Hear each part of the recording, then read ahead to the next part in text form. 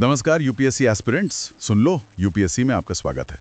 आज हम गोता लगाने वाले हैं समाजशास्त्र की दुनिया के एक बेहद बेहद महत्वपूर्ण चैप्टर में। हाँ जी, हरलैम्बर्स और होलबोर्न की वो मोटी वाली किताब का चैप्टर 14 मेथोडोलॉजी। मेथोडोलॉजी नाम सुनकर ही कई लोग घबरा जाते हैं, लेकिन ये चैप्टर क्यों इतना जरूरी है? अरे ये सिर्फ सोशियोलॉजी ऑप्शनल का दिल नहीं है, बल्कि जीएस पेपर्स, खासकर एथिक्स मतलब जीएस पेपर 4 की तो आत्मा है। समाजशास्त्री सोचते कैसे हैं, समाज की सच्चाई जानते कैसे हैं, ये सब समझने के लिए ये चैप्टर एकदम फाउंडेशन है। बिल्कुल। और आज की चर्चा के बाद आप ये समझ पाएंगे कि भाई सोशियोलॉजिस्ट रिसर्च करते कैसे हैं, वो क्वांटिटेटिव और क्वालिटेटिव में क्या फर्क है। क्या सोशियोलॉजी कभी साइंस बन सकती है? ये पॉजिटिविज्म क्या चीज है? हाँ, और फेमिनिस्ट और पोस्ट मॉडर्निस्ट क्या कहते हैं, और सबसे जरूरी यूपीएससी में इसका इस्तेमाल कैसे करना है। तो तैयार हो जाइए, कुर्सी की पेटी बांध लीजिए, ज्ञान की एक लंबी उड़ान भरने वाले हैं हम लोग। तो शुरू करते हैं एकदम बेसिक से। मेथोडोलॉजी और मेथड्स में क्या फर्क है? अक्सर लोग इन्हें एक ही समझ लेते हैं। हाँ, ये बहुत कॉमन कंफ्यूजन है। देखिए, मेथड्स तो हो गए वो तरीके या टूल्स जो रिसर्चर इस्तेमाल करता है डेटा कलेक्ट करने के लिए, जैसे सर्वे, इंटरव्यू, ऑब्जर्वेशन वगैरह। अच्छा, जैसे औजार हो गए। बिल्कुल, लेकिन मेथडोलॉजी इससे कहीं ज्यादा बड़ी चीज है। मेथडोलॉजी सिर्फ मेथड्स का कलेक्शन नहीं है, ये पूरी फिलॉसफी है, ज्ञान का दर्शन। Methods plus philosophy is equal to methodology. Repeat, methodology. Methodology, methods plus philosophy. Okay, तो ये फिलॉसफी किस बारे में है? ये जुड़ी है एपिस्टेमोलॉजी से। एपिस्टेमोलॉजी यानी ज्ञान मीमांसा। ये सवाल पूछती है, हम कैसे जानते हैं कि हम जो जानते हैं वो सच है? ज्ञान क्या है, उसे पाने का सही तरीका क्या है? बाप रे, ये तो भारी फिलॉसफी हो गई। हाँ, थोड़ी गहरी बात है पर जरूरी है। एलन ब्राइमन कहते हैं कि मेथोडोलॉजी समझने के लिए एपिस्टेमोलॉजी समझना जरूरी है। हमें ये सोचना होगा कि सोशल वर्ल्ड को स्टडी करने का बेस्ट तरीका क्या है। क्या इसमें साइंस वाले तरीके काम आ सकते हैं? यहीं से वो बड़ा सवाल आता है ना, समाजशास्त्र का सबसे बड़ा झगड़ा कह सकते हैं इसको। क्या समाजशास्त्र फिजिक्स या केमिस्ट्री जैसे नेचुरल साइंसेस की नकल कर सकता है? क्या हमें वैसा बनना चाहिए? एग्जैक्टली। ये बहस समाजशास्त्र के जनन से ही चल रही है। सोचिए, 19वीं सदी का यूरोप, इंडस्ट्रियलाइजेशन हो रहा है, बड़े सामाजिक बदलाव आ रहे हैं और साइंस का दबदबा बढ़ रहा है। लोग हर चीज का वैज्ञानिक हल ढूंढ रहे थे। तो समाजशास्त्र का जन्म भी इसी माहौल में हुआ कि भाई समाज को भी साइंटिफिक तरीके से समझा जाए। बिल्कुल, और इसी कोशिश से दो मुख्य धाराएं निकली, क्वांटिटेटिव यानी मात्रात्मक और क्वालिटेटिव यानी गुणात्मक। हाँ, ये तो सुना है। क्वांटिटेटिव मतलब नंबर्स, आंकड़े, स्टैटिस्टिक्स। सही। क्वांटिटेटिव अप्रोच का जोर आंकड़ों, स्टैटिस्टिक्स पर होता है। ये एक तरह से साइंटिफिक नजरिए पर जोर देता है, समाज को बाहर से ऑब्जेक्टिवली मापने की कोशिश करता है। और क्वालिटेटिव? क्वालिटेटिव फोकस करता है अर्थ, मीनिंग, एक्सपीरियंस, गहराई में समझने पर। ये समाज को अंदर से जानने की कोशिश करता है, लोगों के मोटिव्स, उनके इंटरप्रिटेशंस को समझने की कोशिश। तो एक बाहर से देखता है, दूसरा अंदर से। हाँ, मोटे तौर पर कह सकते हैं, लेकिन ये याद रखना जरूरी है कि ये विभाजन कोई पत्थर की लकीर नहीं है। आजकल तो मिक्सिंग का जमाना है, बहुत से रिसर्चर्स दोनों तरीकों का इस्तेमाल करते हैं। हाँ, वो मेथोडोलॉजिकल प्लूरलिज्म या ट्रायंगुलेशन वाली बात, उस पर आएंगे बाद में। लेकिन इन दो के अलावा भी तो और दृष्टिकोण है ना? जैसे क्रिटिकल सोशल साइंस। हाँ, बिल्कुल। क्रिटिकल सोशल साइंस एक बहुत महत्वपूर्ण दृष्टिकोण है। ये रिसर्चर निरपेक्ष या इम्पार्शियल नहीं रहते हैं। वो खुलकर वंचितों, डिसएडवांटेज्ड और शोषितों, ऑप्रेस्ड का पक्ष लेते हैं। अच्छा, तो ये ऑब्जेक्टिविटी का दावा नहीं करते हैं? नहीं, इनका लक्ष्य होता है मुक्ति, लिबरेशन। समाज में जो शोषणकारी संरचनाएं हैं उन्हें उजागर करना और बदलाव लाना।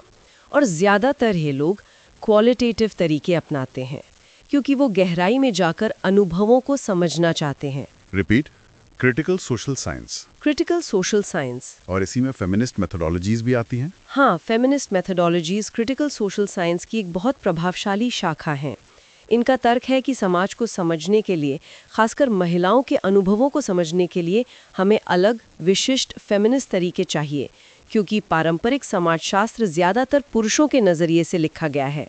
Repeat, feminist methodologies. Feminist methodologies, ये तो काफ़ी इंटरेस्टिंग है। और एक और टर्म है पोस्ट मॉडर्निज्म, ये क्या भला है? हाँ, पोस्टमॉडर्निज्म थोड़ा पेचीदा लग सकता है। ये लोग समाज की किसी एक सच्चाई, सिंगल ट्रूथ के विचार को ही नकार देते हैं। उनका कहना है कि दुनिया की कोई एक वस्तुनिष्ठ सच्चाई नहीं है, बल्कि बहुत सारे सच हैं, बहुत सारी व्याख्याएं हैं, और कोई भी एक व्याख्या दूसरों से स्वाभाविक रूप से बेहतर नहीं है। Repeat, post modernism. बाप रे, मतलब सब कुछ रिलेटिव है, कोई फिक्स्ड रियलिटी नहीं। ये तो रिसर्च के लिए बड़ा चैलेंजिंग होगा। बिल्कुल, पोस्ट मॉडर्निज्म रिसर्च के पारंपरिक आइडियाज पर गहरे सवाल खड़े करता है। इस पर हम बाद में और विस्तार से बात करेंगे। चलिए पहले उस वैज्ञानिक मात्रात्मक कार्यप्रणाली पर लौटते हैं जो नेचुरल साइंसेस की नकल करने की कोशिश करती है। हाँ, वो क्वांटिटेटिव वाला रास्ता। इसमें सबसे पहला नाम आता है पॉजिटिविज्म, यानी प्रत्यक्षवाद का। सही। पॉजिटिविज्म पर ऑगस्ट कॉम्ट का बहुत गहरा प्रभाव है। ऑगस्ट कॉम्ट, जिन्हें समाजशास्त्र का जनक भी माना जाता है, उनका मानना था कि समाज का भी प्राकृतिक विज्ञानों की तरह वैज्ञानिक अध्ययन किया जा सकता है। Repeat, August Comte, positivism. उनका मकसद क्या था? क्यों चाहते थे वो ऐसा? उनका लक्ष्य था समाज के बारे में ऑब्जेक्टिव ज्ञान जमा करना, ताकि समाज को तर्क संगत यानी रैशनली तरीके से चलाया जा सके। वो समाज को धर्म और अंधविश्वास के चंगुल से निकालकर साइंस के आधार पर चलाना चाहते थे। तो उनका फोकस किस पर था? क्या स्टडी करना चाहिए? कॉम्ट का फोकस था सिर्फ उन चीजों पर जिन्हें ऑब्जेक्टिवली देखा, ऑब्जर्व और क्लासिफाई किया जा सके। बाहरी तथ्य उनके अनुसार अंदरूनी, मतलब भावनाएं, इरादे, ये सब साइंटिफिक स्टडी के दायरे से बाहर थे। ये तो काफी सीमित नजरिया लगता है। क्या एमिल दुर्खीम भी इसी लाइन पर थे? उनकी सुइसाइड स्टडी तो काफी क्वांटिटेटिव लगती है। हाँ, एमिल दुर्खीम ने कॉम्ट जैसा तरीका अपनाया और अक्सर उन्हें पॉजिटिविस्ट माना जाता है, खासकर उनकी क्लासिक स्टडी सुसाइड 1897 की वजह से। Repeat, Emile Durkheim, suicide. उन्होंने आत्महत्या की दरों के पैटर्न को समझने के लिए स्टैटिस्टिक्स का भरपूर इस्तेमाल किया। लेकिन क्या वो पक्के पॉजिटिविस्ट थे? देखिए, यहाँ थोड़ा नुआंस है। दुर्खीम पूरी तरह से कॉम्ट वाले पॉजिटिविस्ट नहीं थे। क्यों? क्योंकि वो सिर्फ सीधे दिखने वाली चीजों तक सीमित नहीं रहे। उनका जो की कॉन्सेप्ट है, सोशल फैक्ट्स एज थिंग्स, यानी सामाजिक तथ्यों जैसे मान्यताएं, रीति रिवाज, संस्थाएं को वस्तुओं की तरह स्टडी करो, ये उन्हें शुद्ध पॉजिटिविज्म से थोड़ा अलग करता है, क्योंकि ये तथ्य सीधे तौर पर भौतिक वस्तुएं नहीं हैं। Repeat, social facts as things. Social facts as things. हाँ, ये उनका बड़ा कॉन्सेप्ट है। लेकिन फिर भी उनका लॉजिक और मेथड काफी हद तक पॉजिटिविस्ट था। उन्होंने स्टैटिस्टिक्स का इस्तेमाल करके सोशल पैटर्न खोजने की कोशिश की। यहीं पर वो कोरिलेशन वर्सेस कॉजेशन वाली बात बहुत जरूरी हो जाती है ना? सिर्फ इसलिए कि दो चीजें साथ हो रही हैं, ये मतलब नहीं कि एक दूसरे का कारण है। बिल्कुल, ये समझना करके महत्वपूर्ण है। जोर देकर दोहराना होगा, कॉरिलेशन इज नॉट कॉजेशन। सहसंबंध कारण नहीं होता। ये गलती बहुत आम है। कोई उदाहरण दे सकते हैं? जरूर। जैसे मान लीजिए आंकड़े दिखाते हैं कि वर्किंग क्लास के लोगों में क्राइम रेट ज्यादा है, तो क्या हम कह सकते हैं कि वर्किंग क्लास होना क्राइम का कारण है? शायद नहीं, हो सकता है कोई और फैक्टर हो। एग्जैक्टली। हो सकता है कोई तीसरा फैक्टर हो जो दोनों से जुड़ा हो। इसे स्प्यूरियस कॉरिलेशन कहते हैं। जैसे मान लीजिए जेंडर, लिंग। हो सकता है पुरुष वर्किंग क्लास जॉब्स जैसे मैनुअल जॉब्स में ज्यादा हो और वो क्राइम भी ज्यादा करते हो। तो यहाँ क्लास और क्राइम का सीधा रिश्ता नहीं है, बल्कि वो जेंडर के जरिए जुड़ा हुआ है। अच्छा, तो असली कारण कुछ और हो सकता है। वेरिएट एनालिसिस की जरूरत पड़ती है। इसमें हम एक डिपेंडेंट वेरिएबल जिसका कारण जानना है, जैसे क्राइम, पर कई इंडिपेंडेंट वेरिएबल्स जो कारण हो सकते हैं, जैसे जेंडर, क्लास, उम्र, का एक साथ प्रभाव देखते हैं। Repeat, dependent variable, independent variable, multivariate analysis. Multivariate analysis, ठीक है। तो ये पॉजिटिविस्ट नजरिया इंसान को कैसे देखता है? पॉजिटिविस्ट नजरिया इंसान को काफी हद तक बाहरी ताकतों से नियंत्रित मानता है। जैसे कोई मशीन, स्टिमुलस मिलेगा तो इंसान एक प्रिडिक्टेबल तरीके से रिएक्ट करेगा, जैसे लाल बत्ती देखकर ड्राइवर गाड़ी रोक लेता है। इस नजरिए में चेतना, कॉन्शियसनेस या इरादों की ज्यादा भूमिका नहीं मानी जाती। ये काफी हद तक डिटर्मिनिस्टिक व्यू है। मतलब इंसान की अपनी कोई मर्जी नहीं, बस बाहरी फैक्टरों से चला रहे हैं। हाँ, काफी हद तक यही सोच है। लेकिन इस सोच को भी चुनौती मिली। कार्ल पॉपर का नाम यहाँ बहुत महत्वपूर्ण है। Karl Popper. हाँ, इन्होंने पॉजिटिविज्म की आलोचना की थी। बिल्कुल, पॉपर ने कहा कि साइंस असल में इंडक्टिव यानी ऑब्जर्वेशन से थ्योरी बनाना नहीं बल्कि डिडक्टिव है। मतलब पहले आप एक थ्योरी बनाते हैं, वो कहीं से भी आ सकती है, चाहे सपने में ही क्यों ना आए। फिर उस थ्योरी से आप प्रिसाइज प्रेडिक्शंस करते हैं और सबसे ज़रूरी उसे गलत साबित करने की कोशिश करते हैं। इसे कहते हैं falsification. Repeat, Karl Popper, falsification. Falsification मतलब थ्योरी को सही साबित करने के बजाय गलत साबित करने पर जोर। एग्जैक्टली, पॉपर के अनुसार वही बयान वैज्ञानिक है जिसे गलत साबित किया जा सके। जैसे सभी हंस सफ़ेद हैं, आप एक काला हंस ढूंढकर इसे गलत साबित कर सकते हैं। कोई भी वैज्ञानिक सिद्धांत हमेशा के लिए सच नहीं माना जा सकता।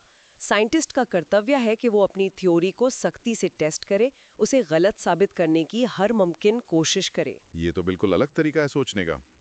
तो फॉल्सिफिकेशन के लिए क्या तरीके अपनाए जाते हैं? नेचुरल साइंसेज में इसके लिए लैब एक्सपेरिमेंट्स बहुत कॉमन है। आप एक कंट्रोल्ड माहौल में इंडिपेंडेंट वेरिएबल जिसे आप टेस्ट कर रहे हैं को बाकी सब चीज़ों से अलग करके उसका प्रभाव देखते हैं।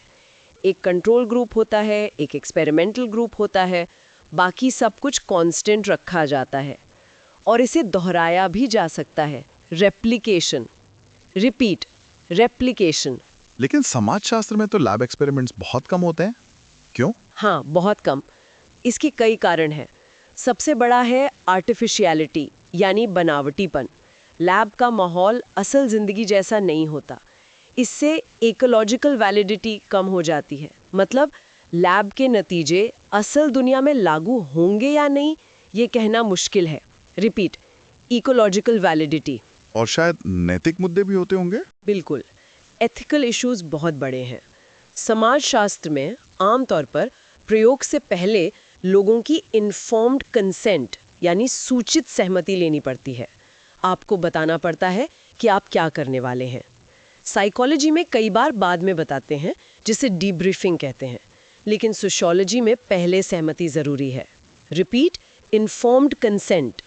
तो अगर पहले बता दिया तो लोग स्वाभाविक व्यवहार कैसे करेंगे? यही दिक्कत है। इसके अलावा सोशियोलॉजी एक्सपेरिमेंट्स में अक्सर सैंपल साइज छोटा होता है और एक्सपेरिमेंट ज़्यादा लंबे समय तक नहीं चलते। इससे नतीजों को बड़े पैमाने पर जनरलाइज करना मुश्किल होता है। एक्सटर्नल वैलिडिटी कम हो जाती है। Repeat, external validity.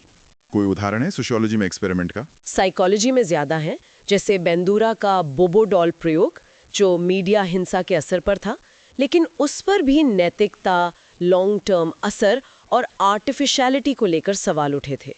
उसने हाइपोडर्मिक नीडल मॉडल कि मीडिया का सीधा असर होता है को चुनौती दी थी। तो लैब एक्सपेरिमेंट ज़्यादा प्रैक्टिकल नहीं है सोशियोलॉजी के लिए।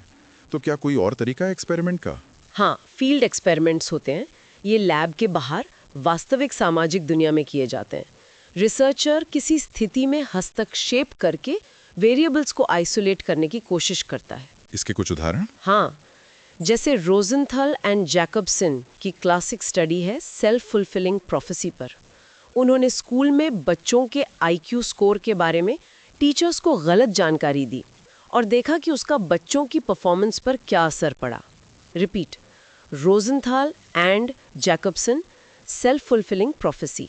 या फिर सिम्पसन्स का प्रयोग, जिसमें एक एक्टर ने अलग अलग कपड़े पहनकर लोगों से मदद मांगी और देखा कि कपड़ों का मदद मिलने पर क्या असर होता है। Repeat, Simpsons. या अमेरिका का मूविंग टू अपॉर्चुनिटी प्रोजेक्ट, जिसमें देखा गया कि बेहतर पड़ोस में जाने का अपराध दर पर क्या असर पड़ता है। Repeat, moving to opportunity. ये तो काफ़ी इंटरेस्टिंग लगते हैं, पर इनमें भी तो दिक्कतें होंगी। बिल्कुल, सबसे बड़ी दिक्कत है वेरिएबल्स पर कंट्रोल कम होना। लैब जैसा कंट्रोल तो नहीं हो सकता। और फिर वही हॉथॉर्न इफेक्ट वाली प्रॉब्लम। अगर लोगों को पता चल गया कि उन पर एक्सपेरिमेंट हो रहा है तो उनका व्यवहार बदल सकता है। ये नाम एल्टन मेयो के वेस्टर्न इलेक्ट्रिक कंपनी में किए गए प्रयोगों से आया है। Repeat, Hawthorne effect. Hawthorne effect? तो इससे बचने के लिए क्या करते हैं? धोखा देते हैं? हाँ, कई बार धोखा देना पड़ता है, पर उससे फिर एथिकल इश्यूज खड़े हो जाते हैं और ये एक्सपेरिमेंट्स अक्सर छोटे पैमाने पर ही हो पाते हैं। बड़े पैमाने पर करने के लिए सरकार की मर्जी और पैसा चाहिए, जो मिलना मुश्किल होता है। एक और तरीका है नेचुरल एक्सपेरिमेंट्स का, जैसे सेंट हेलेना आइलैंड पर जब पहली बार टीवी आया। हाँ, नेचुरल एक्सपेरिमेंट्स में रिसर्चर खुद हस्तक्षेप नहीं करता, बल्कि किसी प्राकृतिक या सामाजिक घटना जैसे टीवी का आना, कोई पॉलिसी बदलना के प्रभाव का अध्ययन करता है। लेकिन इनमें वेरिएबल्स को कंट्रोल करना और भी मुश्किल होता है। तो एक्सपेरिमेंट चाहे लैब में हो या फील्ड में, समाजशास्त्र में उनकी अपनी सीमाएं हैं। तो फिर समाजशास्त्री कारण कार्य संबंध कैसे ढूंढते हैं? एक और मेथड है कंपैरेटिव मेथड। हाँ, कंपैरेटिव मेथड यानी तुलनात्मक विधि बहुत इस्तेमाल होती है। इसमें आप अलग-अलग समाजों या एक ही समाज के अलग-अलग समूहों की या अलग-अलग समय की स्थितियों की तुलना करते हैं। ये कैसे काम करता है? बैंटन और क्रेब कहते हैं कि ये सोशल साइंटिस्ट के लिए लैब टेस्ट का एक विकल्प है। आप वास्तविक दुनिया की घटनाओं का विश्लेषण करते हैं, कोई कृत्रिम स्थिति नहीं बनाते। आप प्राइमरी या सेकेंडरी डेटा का इस्तेमाल करके अलग-अलग स्थितियों की तुलना करते हैं और उनमें अंतर के कारण खोजने की कोशिश करते हैं। इसके फायदे क्या हैं? एक्सपेरिमेंट्स की तुलना में इसमें नैतिक समस्याएं कम होती हैं और शायद रिसर्चर का प्रभाव भी कम होता है, और यह वास्तविक घटनाओं पर आधारित होता है। इसका इस्तेमाल किसने किया है? स्कोपोल ने 1980s में इसे पहचाना। लेकिन सच तो यह है कि मार्क्स, दुर्खीम, वेबर, इन सब ने पहले ही इसका इस्तेमाल किया था। रिपीट। Marks, Durkheim, weber. उदाहरण। दुर्खीम की सुसाइड स्टडी एक क्लासिक उदाहरण है। वेबर की the Protestant ethic and the spirit of capitalism भी, जहां उन्होंने पूंजीवाद के उदय और कैल्विनवाद की मान्यताओं के बीच संबंध की तुलनात्मक जांच की। रिपीट। Protestant ethic. आधुनिक उदाहरण में सिकोरल की जुवेनाइल जस्टिस स्टडी, चार्ल्स एटाल की फैमिली स्टडी, मैन की पावर नेटवर्क्स पर स्टडी या डिवाइन की एफ्लुएंट वर्कर्स पर स्टडी शामिल हैं। लेकिन इसकी भी तो सीमाएं होंगी। बिल्कुल, वेरिएबल्स पर कंट्रोल बहुत कम होता है। तुलना करने लायक बिल्कुल एक जैसे केसेस ढूंढना मुश्किल हो सकता है, और डेटा की उपलब्धता और विश्वसनीयता भी एक बड़ी समस्या हो सकती है, खासकर जब आप ऐतिहासिक तुलना कर रहे हो। ठीक है, तो ये थे वो तरीके जो ज्यादातर वैज्ञानिक या क्वांटिटेटिव माने जाते हैं। अब आते हैं दूसरी तरफ, इंटरप्रेटिव क्वालिटेटिव मेथोडोलॉजी पर, यानी व्याख्यात्मक गुणात्मक कार्यप्रणाली। हाँ, ये बिल्कुल अलग नजरिया है। इसका फोकस आंकड़ों पर नहीं, बल्कि अर्थ, मीनिंग, उद्देश्य, मोटिव्स और व्याख्या, इंटरप्रिटेशन को समझने पर होता है। ये मानकर चलता है कि सामाजिक दुनिया लोगों के बनाए अर्थों से चलती है। इसमें किसका नाम सबसे पहले आता है? Max weber? हाँ, मैक्स वेबर यहाँ एक बहुत महत्वपूर्ण फिगर है। उन्हें कई बार क्वांटिटेटिव और क्वालिटेटिव के बीच पुल बनाने वाला माना जाता है। उन्होंने स्टैटिस्टिक्स का भी इस्तेमाल किया, लेकिन उनका सबसे बड़ा योगदान है वर्शतहन का concept. Repeat, Max Weber, verstehen. Verstehen, इसका क्या मतलब है? वर्शतहन एक जर्मन शब्द है जिसका मतलब है समझना या एम्पैथेटिक अंडरस्टैंडिंग। वेबर का कहना था कि समाज को समझने के लिए हमें लोगों के सब्जेक्टिव मीनिंग्स को, उनके नजरिए को समझना होगा। हमें खुद को उनकी जगह रखकर सोचना होगा। उदाहरण के तौर पर?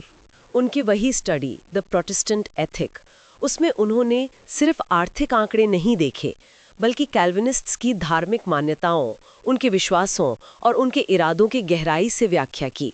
उनका लक्ष्य था सोशल एक्शन और सोशल चेंज को एक्सप्लेन करना। वो कॉजैलिटी यानी कारण कार्य संबंध में रुचि रखते थे, लेकिन मानते थे कि इसे समझने के लिए मीनिंग्स को समझना जरूरी है। तो वेबर ने मीनिंग्स पर जोर दिया, और सिंबॉलिक इंटरैक्शनिज्म वो भी इसी लाइन पर है। बिल्कुल, सिंबॉलिक इंटरैक्शनिज्म तो और भी आगे जाता है। ये स्टैटिस्टिक्स से सीधे कारण कार्य संबंध निकालने के विचार को नकारता है। इनका मानना है कि हमारा व्यवहार बाहरी दुनिया की हमारी आंतरिक व्याख्या, इंटरनल इंटरप्रिटेशन से चलता है। मीनिंग फिक्स नहीं होता, बल्कि इंटरैक्शन से बनता है, बदलता रहता है। इंसान पैसिव नहीं, एक्टिव है, उनमें एजेंसी है, और क्वांटिटेटिव तरीके इस जटिल रियलिटी को डिस्टॉर्ट कर देते हैं, उसे सरल बना देते हैं। Repeat, symbolic interactionism. इसमें हर्बर्ट ब्लूमर का नाम आता है ना? हाँ, हर्बर्ट ब्लूमर। वो कहते थे कि सोशियोलॉजिस्ट को उस दुनिया में डूबना होगा जिसे वो स्टडी कर रहा है। उसे एक्टर के नज़रिए को पकड़ना होगा, फीलिंग वंस वे इनसाइड। उसे उस इंटरप्रिटेशन की प्रोसेस को समझना होगा जिससे लोग अपने एक्शन को गाइड करते हैं। Repeat Herbert bloomer. ये तो काफी इंटेंस रिसर्च लगती है। और फिनोमिनोलॉजी, वो क्या है? फिनोमिनोलॉजी भी इसी इंटरप्रेटिव ट्रेडिशन का हिस्सा है। इसका फोकस इस बात पर होता है कि लोग दुनिया का अनुभव कैसे करते हैं और उसे अर्थ कैसे देते हैं। ये क्वांटिटेटिव डेटा की ऑब्जेक्टिविटी पर गहरा सवाल उठाते हैं। Repeat, phenomenology. इसका कोई उदाहरण? वही एरन सिकोरेल की जुवेनाइल जस्टिस वाली स्टडी। उन्होंने सिर्फ क्राइम के स्टैटिस्टिक्स को नहीं देखा, बल्कि ये जांचा कि वो स्टैटिस्टिक्स बने कैसे। उन्होंने पाया कि आंकड़े असलियत नहीं दिखाते, बल्कि वो पुलिस और कोर्ट के अधिकारियों के कॉमन सेंस अजम्पशंस और मीनिंग्स का नतीजा हैं। वो आंकड़े एक तरह का सोशल प्रोडक्ट हैं। Repeat, Cicourel, social product. Social product मतलब आंकड़े खुद समाज की उपज हैं, ना कि समाज का आईना। बिल्कुल। फिनोमिनोलॉजिस्ट के अनुसार असली अपराध दर जैसी कोई ऑब्जेक्टिव रियलिटी नहीं होती। जो स्टैटिस्टिक्स बनाने वाले लोग हैं, उनकी समझ और उनके तरीके ही वो रियलिटी है जिसे हम स्टडी कर रहे हैं। तो फिर सोशियोलॉजिस्ट का काम क्या है? उनका काम है उन मीनिंग्स और इंटरप्रेटिव प्रोसीजर्स को समझना जिनसे सोशल रियलिटी बनती है। ये समझना कि लोग चीज़ों को क्लासिफाई कैसे करते हैं, लेबल कैसे लगाते हैं। ये क्लासिफिकेशन की समस्या हर जगह है, सिर्फ क्राइम में नहीं। तो इस नज़रिए से स्टैटिस्टिक्स से कॉजालिटी निकालना, जैसे वर्किंग क्लास होने से क्राइम होता है, ये तो बिल्कुल गलत हुआ। हाँ, इनके अनुसार ये गलत है। ये सिर्फ ये दिखाता है कि क्राइम को डिफाइन और क्लासिफाई कैसे किया गया है और किस पर वो लेबल लगाया गया है। ये असली कारण नहीं बताता। तो फिर इनकी मेथोडोलॉजी क्या होती है? ये लोग क्वालिटेटिव तरीके अपनाते हैं जो व्यक्ति की सब्जेक्टिव स्टेट्स तक पहुंच सकें, जैसे in depth interviews, participant observation वगैरह। साइमन चार्ल्सवर्थ ने यूके में वर्किंग क्लास लोगों के अनुभव समझने के लिए गहरे इंटरव्यूज किए। ये उसका एक अच्छा उदाहरण है। Repeat, Simon Charlesworth. अच्छा, तो ये क्वांटिटेटिव और क्वालिटेटिव की बहस को समझने के लिए दुर्खीम की सुसाइड स्टडी पर लौटना फायदेमंद होगा। उस पर काफी डिबेट हुई है। हाँ बिल्कुल। दुर्खीम ने ये स्टडी क्यों की थी? वो सोशियोलॉजी को एक अलग डिसिप्लिन के तौर पर स्थापित करना चाहते थे, खासकर साइकोलॉजी से बेहतर दिखाना चाहते थे। वो दिखाना चाहते थे कि आत्महत्या सिर्फ एक व्यक्तिगत मानसिक अवस्था का परिणाम नहीं, बल्कि एक सामाजिक तथ्य है जिसके रेट्स में पैटर्न होते हैं। उन्होंने मेथड क्या अपनाया? उन्होंने ऑफिशियल स्टैटिस्टिक्स का इस्तेमाल किया, जो कि क्वांटिटेटिव डेटा है।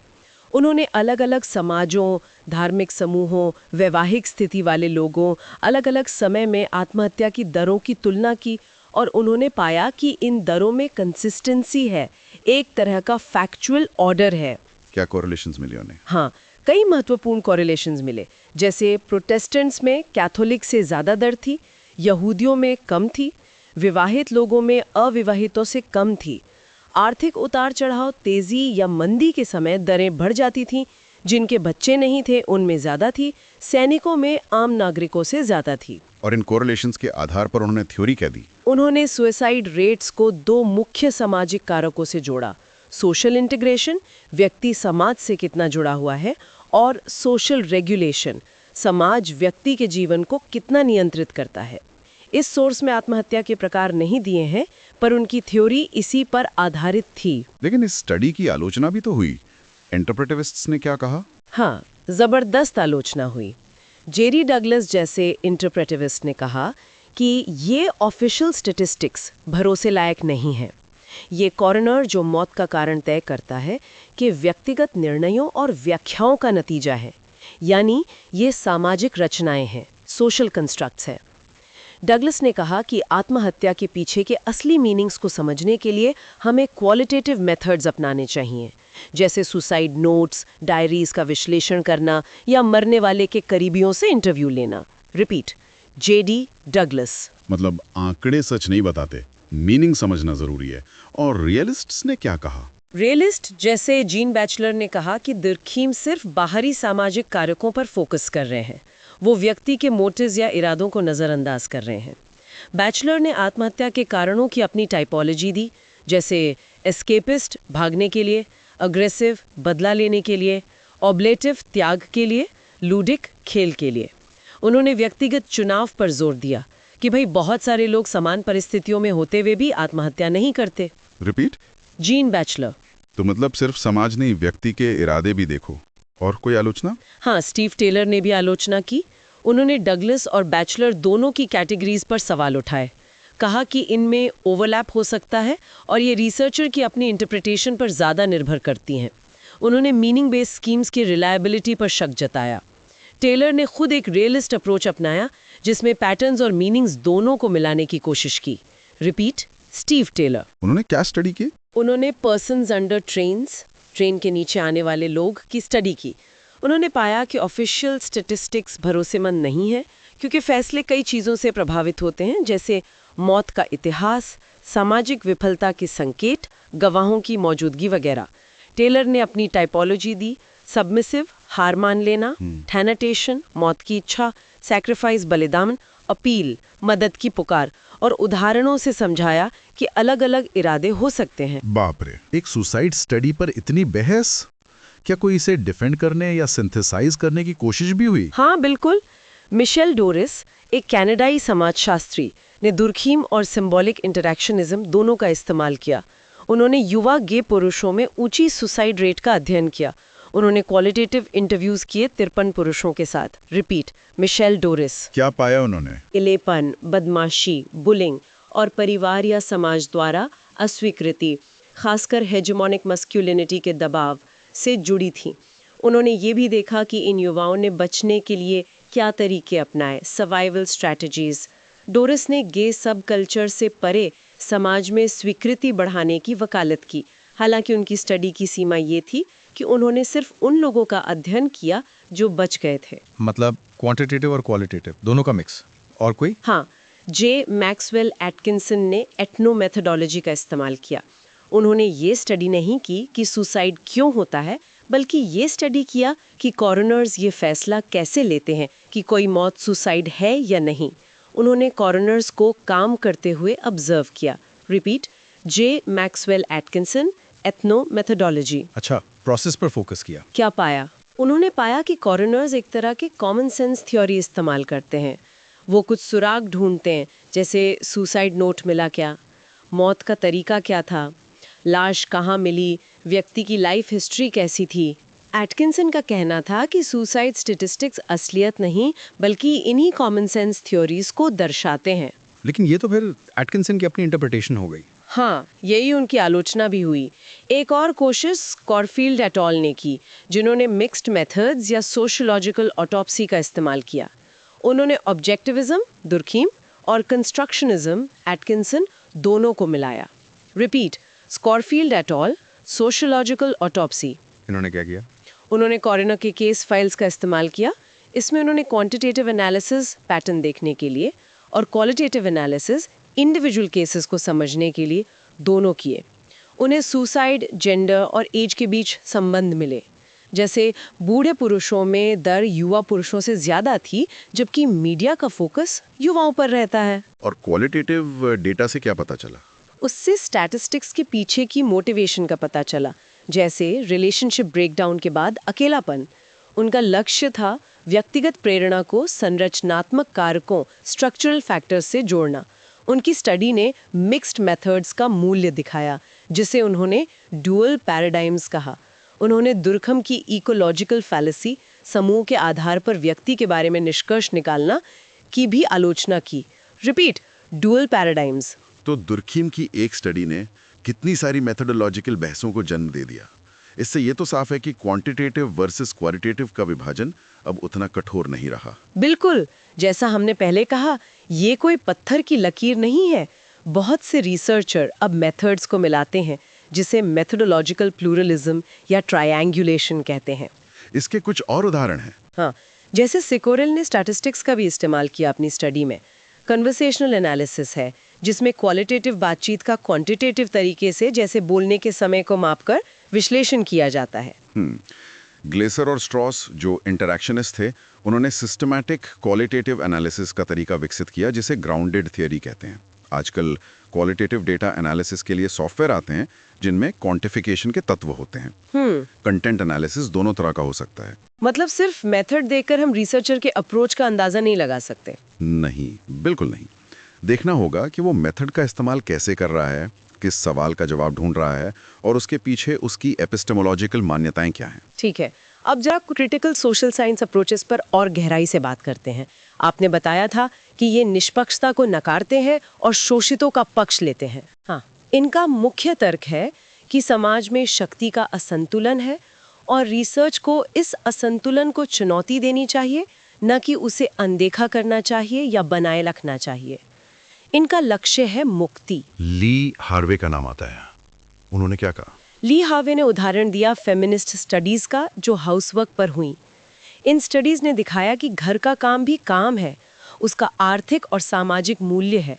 इन्होंने पुरुषों के इस विचार को चुनौती दी कि ये सिर्फ महिलाओं की जिम्मेदारी है और बदलाव को प्रेरित किया। क्रिटिकल रिसर्च का फोकस ऐसी शोषक संरचनाओं, ओप्रेसिव स्ट्रक्चर्स को उजागर करने पर होता है, जैसे पूंजीवाद, कैपिटलिज्म या पितृसत्ता, पैट्रियार्की, और ये दिखाना कि कैसे विशिष्ट समस्याएं इन बड़ी संरचनाओं से जुड़ी हैं। रिपीट। Lee Harvey. और कौन कौन आते हैं इस कैटेगरी में? मार्क्स खुद एक क्रिटिकल थिंकर थे। फ्रैंकफर्ट स्कूल के विचारक जैसे एडोनो, हॉर्कहाइमर, फेमिनिस्ट, एंटी रेसिस्ट, ये सब क्रिटिकल ट्रेडिशन में आते हैं। हार्वे के अनुसार क्रिटिकल रिसर्च की विशेषताएं क्या हैं? हार्वे ने कुछ पॉइंट्स बताए। 1. Abstract concepts and ideology critic. ये सतही चीज़ों से आगे जाकर अमूर्त अवधारणाओं और विचारधाराओं का विश्लेषण करते हैं। जैसे हाउसवर्क सिर्फ काम नहीं, ये एक वर्क रिलेशनशिप है जो एक खास आइडियोलॉजी से जुड़ा है। 2. टोटलिटी। ये किसी एक मुद्दे को अलग थलग नहीं देखते, बल्कि उसे पूरे समाज के संदर्भ में बाकी हिस्सों से जोड़ कर देखते हैं। 3. स्ट्रक्चर। ये समाज की संरचनाओं जैसे वर्ग संरचना पर ध्यान देते हैं कि कैसे ये संरचनाएं लोगों के जीवन में बाधाएं और संभावनाएं पैदा करती हैं, और ये मानते हैं कि संरचनाएं बदलती हैं, इसलिए ऐतिहासिक संदर्भ जरूरी है। 4. प्रैक्सिस। ये सिर्फ ज्ञान के लिए ज्ञान में विश्वास नहीं रखते, इनका ज्ञान एक्शन और बदलाव से जुड़ा होता है। प्रैक्सिस का मतलब है प्रैक्टिकल रिफ्लेक्टिव एक्टिविटी, सोचना और करना दोनों साथ साथ। Repeat, praxis. इसका कोई उदाहरण? पॉल विलिस की classic study learning to labour. उन्होंने दिखाया कि कैसे वर्किंग क्लास लड़कों का स्कूल में विद्रोह असल में उन्हीं के शोषण को बनाए रखने में मदद करता है, क्योंकि वो अच्छी नौकरियां पाने लायक स्किल्स नहीं सीखते। ये प्रैक्टिस का उदाहरण है, क्योंकि ये सिर्फ स्थिति का वर्णन नहीं करता, बल्कि उसके परिणामों और बदलाव की जरूरत की ओर इशारा करता है। Repeat, Willis, learning to labour. लेकिन इस क्रिटिकल अप्रोच की आलोचना भी तो होती होगी। हाँ, मार्टिन हैमिस्ले जैसे आलोचक सवाल उठाते हैं। वो पूछते हैं, कौन तय करेगा कि कौन शोषित है? किसके मूल्य रिसर्च पर हावी होंगे? क्या कोई यूनिवर्सल वैल्यूज है भी? हो सकता है अलग अलग शोषित समूहों के हित आपस में टकराते हों। Repeat, Martin हैमिस्ले।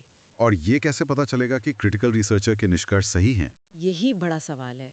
क्या शोषितों की सहमति काफ़ी है? लेकिन फिर फॉल्स कॉन्शियसनेस की समस्या आ जाती है। हो सकता है शोषित लोग खुद ही अपनी स्थिति को सही मानते हों। क्या सफल बदलाव ही सबूत है?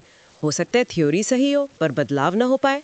हैमर्सले का निष्कर्ष है कि क्रिटिकल रिसर्च अक्सर बस किसी एक समूह के हितों की सेवा करने वाला बन जाता है।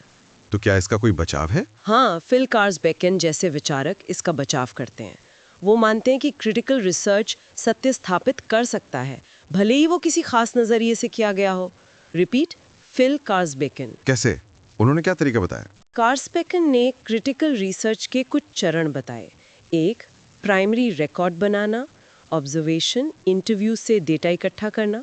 2. प्रिलिमिनरी रिकंस्ट्रक्टिव एनालिसिस, शुरुआती आइडियाज़ बनाना। 3.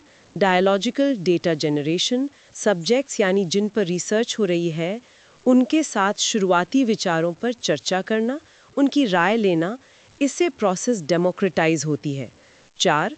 डिस्कवरिंग सिस्टम रिलेशंस, अपने विशिष्ट निष्कर्षों को व्यापक संदर्भ से जोड़ना, जैसे मीडिया, लेबर मार्केट, जेंडर। और सत्य स्थापित करने का दावा? कार्ल्सबेकन का तर्क है कि ये सिर्फ अमूर्त विचारों पर आधारित नहीं है। सब्जेक्ट्स खुद आपके विचारों की पुष्टि या खंडन करते हैं। आप अपनी वैलिडिटी क्लेम्स को सबूतों के सामने टेस्ट कर सकते हैं। वो पूर्ण सत्य का दावा नहीं करते, लेकिन कहते हैं कि वैलिडिटी क्लेम्स का मूल्यांकन हो सकता है। वो एक्सट्रीम रिलेटिविज्म कि सब कुछ सापेक्ष है, कुछ भी सच नहीं, को नकारते हैं। ये एक बैलेंस्ड अप्रोच लगता है। अब आते हैं फेमिनिस्ट मेथोडोलॉजीज पर। आपने बताया था कि ये क्रिटिकल ट्रेडिशन का हिस्सा हैं। हाँ, फेमिनिस्ट मेथोडोलॉजीज की शुरुआत ही पारंपरिक समाजशास्त्र की आलोचना से हुई, जिसे वो मेल स्ट्रीम सोशियोलॉजी कहते हैं। Repeat, male stream. Male stream sociology मतलब पुरुषों के नजरिए वाली। बिल्कुल। उनकी आलोचना थी कि पारंपरिक समाजशास्त्र ने 1. महिलाओं को नजरअंदाज किया या अदृश्य बना दिया। 2. सिर्फ पुरुषों पर स्टडी करके उसके नतीजों को सब पर, महिलाओं पर भी लागू कर दिया। 3. रिसर्च में पुरुष दृष्टिकोण या पूर्वाग्रहों एंड्रोसेंट्रिसिटी का इस्तेमाल किया। एन ओकले ने इस पर काफी लिखा है। Repeat, Ann Oakley, androcentricity. इसके उदाहरण क्या है? जैसे एन ओकले की हाउसवर्क पर स्टडी, जिसने दिखाया कि इसे काम ही नहीं माना जाता था, या स्टेनवर्थ की स्टडी, जिसने दिखाया कि महिलाओं की क्लास उनके पति के आधार पर तय की जाती थी, या पार्सन्स के परिवार और जेंडर रोल्स के बारे में सिद्धांत जो काफी लिंग भेदी माने जाते हैं, या आइकलर का कहना कि भाषा में भी लिंग भेद है, जैसे मैन या मैनकाइंड का इस्तेमाल पूरी इंसानियत के लिए करना। तो इस आलोचना का असर क्या हुआ? असर काफी हुआ। महिलाओं पर, महिलाओं द्वारा और महिलाओं के लिए स्टडीज की संख्या बढ़ी। पुरुष सैंपल से पूरी आबादी के बारे में जनरलाइज करने की प्रवृत्ति कम हुई। लेकिन सवाल ये है कि क्या वाकई कोई विशिष्ट फेमिनिस्ट तरीके हैं रिसर्च करने के, या ये सिर्फ अच्छी क्वालिटेटिव रिसर्च है? ये एक बड़ा डिबेट का मुद्दा है फेमिनिज्म के अंदर भी। एन ओकले ने अपनी चाइल्ड बर्थ स्टडी के इंटरव्यूज में कोशिश की कि वो पारंपरिक इंटरव्यूज से अलग हों। उन्होंने पदानुक्रम हायरार्की को नकारा। इंटरव्यू लेने वाली ने अपने अनुभव भी बांटे, सलाह और मदद भी दी। उनका लक्ष्य था एक सहयोगी, कोलैबोरेटिव और गैर शोषक नॉन एक्सप्लॉयटेटिव रिसर्च प्रक्रिया बनाना। लेकिन क्या ये वाकई फेमिनिस्ट तरीका है? आलोचकों जैसे पॉसन का कहना है कि ये बस अच्छी अनस्ट्रक्चर्ड इंटरव्यूइंग है, इसमें खास फेमिनिस्ट जैसा कुछ नहीं है।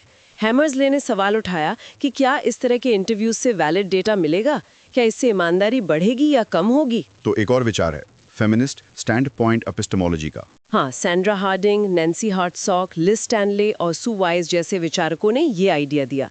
इनका तर्क है कि महिलाओं का दृष्टिकोण स्टैंड पॉइंट ज्ञान प्राप्त करने के लिए ज़्यादा बेहतर या पूर्ण है, क्योंकि वो शोषित हैं और शोषित अक्सर वो चीज़ें देख पाते हैं जो शोषक पुरुष नहीं देख पाते। Repeat, stand point epistemology, Stanley and wise. लेकिन इसमें भी तो दिक्कत है, किस महिला का स्टैंड पॉइंट? सभी महिलाओं के अनुभव तो एक जैसे नहीं होते। रेस, क्लास, सेक्सुअलिटी के आधार पर फर्क होगा। बिल्कुल सही, यही इसकी बड़ी आलोचना है। स्टैनली और वाइज ने खुद माना कि महिला कोई एक कैटेगरी नहीं है और हमें अनेक फेमिनिस्ट थ्योरीज की जरूरत है जो अलग अलग अनुभवों को समेट सकें। पॉसन ने यह भी सवाल उठाया कि अगर महिलाएं खुद ऐसी बातें माने जो रिसर्चर को पितृसत्तात्मक लगती हों, तब क्या होगा, और क्या ये नजरिया शोषकों पुरुषों को पूरी तरह नजरअंदाज करने का खतरा पैदा करता है? तो स्टैंड पॉइंट थ्योरी भी परफेक्ट नहीं है। रियलिज्म का क्या कहना है इस पर? बेंटन और क्रेब जैसे रियलिस्ट मानते हैं कि पारंपरिक वैज्ञानिक ज्ञानीमांसा का ऑब्जेक्टिविटी का दावा खुद संदिग्ध है।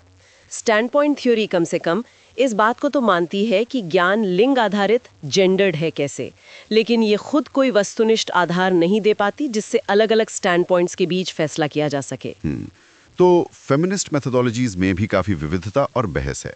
अब आते हैं उस दृष्टिकोण पर जो शायद सबसे ज्यादा रैडिकल लगता है, post modernist views on inquiry. हाँ, पोस्ट मॉडर्निज्म, जैसा हमने पहले बात की थी, ये मेटा नैरेटिव्स को नकारते हैं।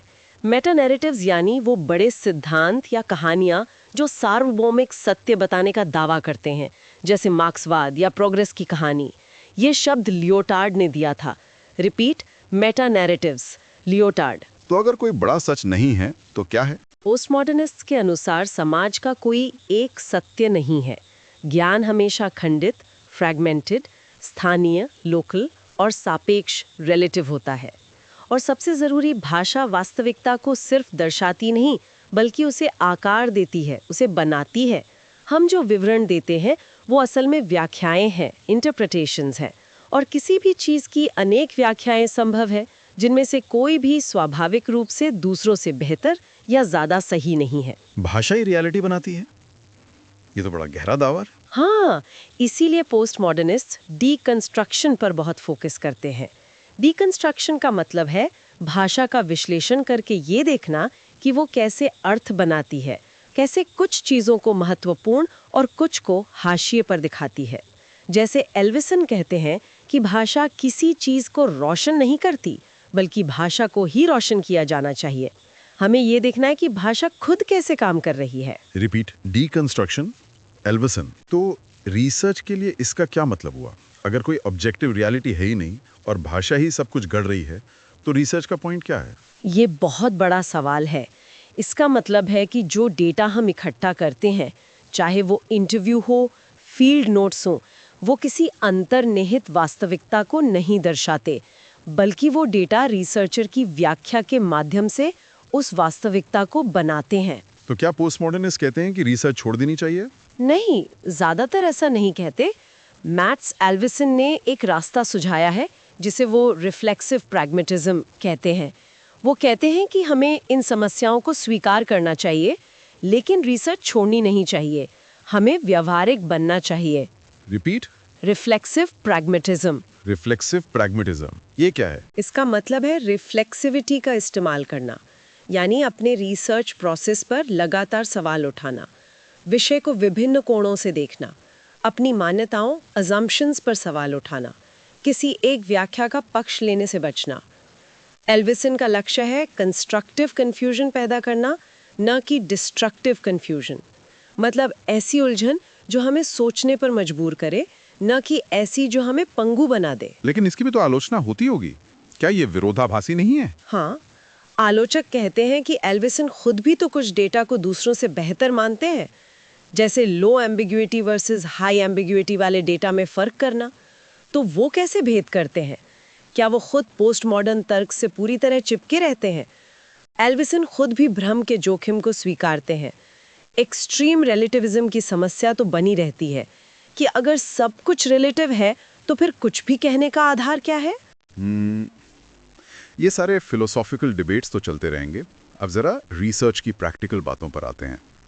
द रिसर्च प्रोसेस, कोई भी रिसर्च शुरू कैसे होती है? टॉपिक कैसे चुना जाता है? हाँ, ये बहुत ज़रूरी है।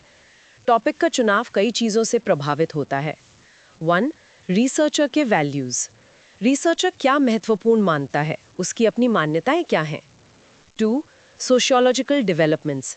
समाजशास्त्र के अंदर क्या बहसें चल रही हैं, किस टॉपिक पर रिसर्च करने से करियर में फ़ायदा होगा। 3. Funding sources. रिसर्च के लिए पैसा कहाँ से आ रहा है। सरकार या कॉरपोरेट फंडिंग अक्सर आलोचनात्मक रिसर्च को रोक सकती है, जैसा टिम मे कहते हैं। 4. प्रैक्टिकलिटी। क्या उस टॉपिक पर रिसर्च करना संभव है? क्या लोगों या डेटा तक पहुंच है? 5. एथिक्स। क्या इस रिसर्च से किसी को नुकसान पहुंच सकता है? नैतिक सिद्धांत बहुत ज़रूरी हैं। एथिक्स, ये तो बहुत बड़ा मुद्दा है। इसमें क्या क्या आता है? मुख्य सिद्धांत हैं नॉन मेलेफिसेंस, नुकसान से बचाना, और बेनिफिसेंस, भलाई करना।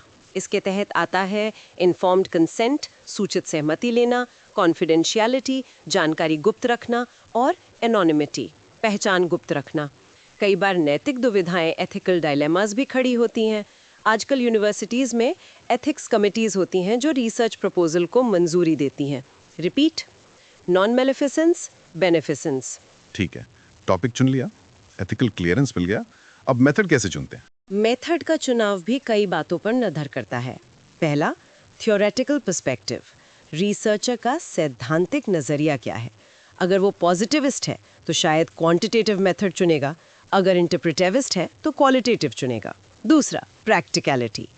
फिर वही बात, समय कितना है, पैसा कितना है, लोगों तक पहुंच है या नहीं, रिसर्चर के पास उस मेथड को इस्तेमाल करने का कौशल, स्किल है या नहीं। तीसरा, एथिक्स। क्या मेथड नैतिक है? जैसे हमने देखा, एक्सपेरिमेंट्स में इन्फॉर्म्ड कंसेंट एक बड़ा मुद्दा है, इसीलिए वो कम इस्तेमाल होते हैं। चौथा, टॉपिक की प्रकृति। आप क्या जानना चाहते हैं? अगर आप बड़े पैटर्न देखना चाहते हैं तो सर्वे ठीक हो सकता है। अगर आप गहरे अनुभव समझना चाहते हैं तो इंटरव्यू या ऑब्जर्वेशन बेहतर हो सकता है। तो जब हम किसी मेथड को चुनते हैं या उसका मूल्यांकन करते हैं तो किन चीज़ों पर ध्यान देना चाहिए? कुछ की कॉन्सेप्ट्स हैं इसके लिए। क्वालिटी, व्यवहारिकता, वही समय, लागत, पहुंच, कौशल। 2. रिलायबिलिटी, विश्वसनीयता, स्थिरता। क्या उसी मेथड को दोबारा इस्तेमाल करने पर समान परिणाम मिलेंगे? क्वांटिटेटिव मेथड्स जैसे सर्वे अक्सर ज़्यादा रिलायबल माने जाते हैं क्योंकि वो स्टैंडर्डाइज्ड होते हैं। 3. वैलिडिटी, सटीकता। क्या मेथड वही माप रहा है जो मापने का उसका इरादा है? ये सबसे ज़रूरी पैमानों में से एक है। और वैलिडिटी के भी अलग अलग प्रकार होते हैं ना। कंसेप्ट जैसे खुशी को सही तरह से दर्शा रहा है। इंटरनल वैलिडिटी, क्या आपके कारण कार्य के निष्कर्ष कॉजल कंक्लूजन्स सही है? क्या वाकई एक्स वाई का कारण है? एक्सटर्नल वैलिडिटी, क्या आपके नतीजों को आप स्टडी के संदर्भ से बाहर दूसरी आबादी या सेटिंग्स पर सामान्यीकृत जनरलाइज कर सकते हैं? इकोलॉजिकल वैलिडिटी, क्या आपकी रिसर्च सेटिंग वास्तविक जीवन जैसी है? जैसा हमने देखा, लैब एक्सपेरिमेंट्स में अक्सर इसकी कमी होती है। इकोलॉजिकल वैलिडिटी, रिपीट चारों प्रकार की validity. Measurement, internal, external, ecological validity. ठीक है, तो रिलायबिलिटी और वैलिडिटी में अक्सर ट्रेड ऑफ होता है। हाँ, अक्सर ऐसा देखा जाता है। क्वालिटेटिव मेथड्स जैसे गहरे इंटरव्यू अक्सर उच्च वैलिडिटी वाले माने जाते हैं क्योंकि वो गहराई में जाते हैं, अर्थ को पकड़ते हैं, लेकिन वो कम रिलायबल होते हैं क्योंकि उन्हें दोहराना मुश्किल होता है। क्वांटिटेटिव मेथड्स जैसे सर्वे अक्सर ज़्यादा रिलायबल होते हैं, पर उनकी वैलिडिटी पर सवाल उठ सकता है। क्या वो सच में सही चीज़ माप रहे हैं? क्या लोग सच बोल रहे हैं? एक तरीका है रेस्पोंडेंट वैलिडेशन का। वो क्या है? रेस्पोंडेंट वैलिडेशन में आप अपने निष्कर्षों को वापस उन लोगों के पास ले जाते हैं जिनसे आपने डेटा लिया था और उनसे पूछते हैं कि क्या आपकी व्याख्या सही है। ये वैलिडिटी चेक करने का एक तरीका है, लेकिन इसकी भी सीमाएं हैं। जैसा बार-बार कहते हैं, हो सकता है लोग सहमत ना हो या सच ना बताएं। Repeat, respondent validation. और फिर रिप्रेजेंटेटिवनेस और जनरलाइजेबिलिटी। हाँ, रिप्रेजेंटेटिवनेस का मतलब है कि आपका सैंपल जिन लोगों पर आपने स्टडी की उस पूरी आबादी पॉपुलेशन का सही प्रतिनिधित्व करता है या नहीं, जिसके बारे में आप निष्कर्ष निकालना चाहते हैं। अगर सैंपल रिप्रेजेंटेटिव है तभी आप अपने नतीजों को उस आबादी पर जनरलाइज कर सकते हैं। क्वांटिटेटिव स्टडीज बड़े सैंपल के कारण अक्सर बेहतर जनरलाइजेबिलिटी का दावा करती हैं। क्वालिटेटिव स्टडीज अक्सर छोटे पैमाने पर होती हैं, गहन होती हैं, पर उनकी जनरलाइजेबिलिटी कम होती है। और एथिक्स तो मेथड के चुनाव को हमेशा प्रभावित करता ही है। बिल्कुल, एथिक्स हर कदम पर सोचना पड़ता है। ठीक है। अब आते हैं सैम्पलिंग पर। जब हम पूरी आबादी पर स्टडी नहीं कर सकते तो हम सैंपल चुनते हैं। ये कैसे किया जाता है, खासकर क्वांटिटेटिव रिसर्च में? सैम्पलिंग बहुत ज़रूरी है, खासकर जब आप बड़े पैमाने पर सर्वे वगैरह कर रहे हों।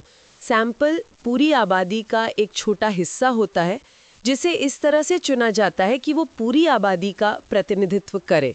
इससे समय और पैसा बचता है और हम सैंपल के आधार पर पूरी आबादी के बारे में अनुमान लगा सकते हैं। इसके स्टेप्स क्या होते हैं? पहला कदम है टारगेट पॉपुलेशन को पहचानना। आप किसके बारे में जानना चाहते हैं। फिर सैंपलिंग यूनिट को पहचानना। आप किसे चुनेंगे, व्यक्ति, परिवार, स्कूल। फिर सबसे ज़रूरी एक सैंपलिंग फ्रेम हासिल करना।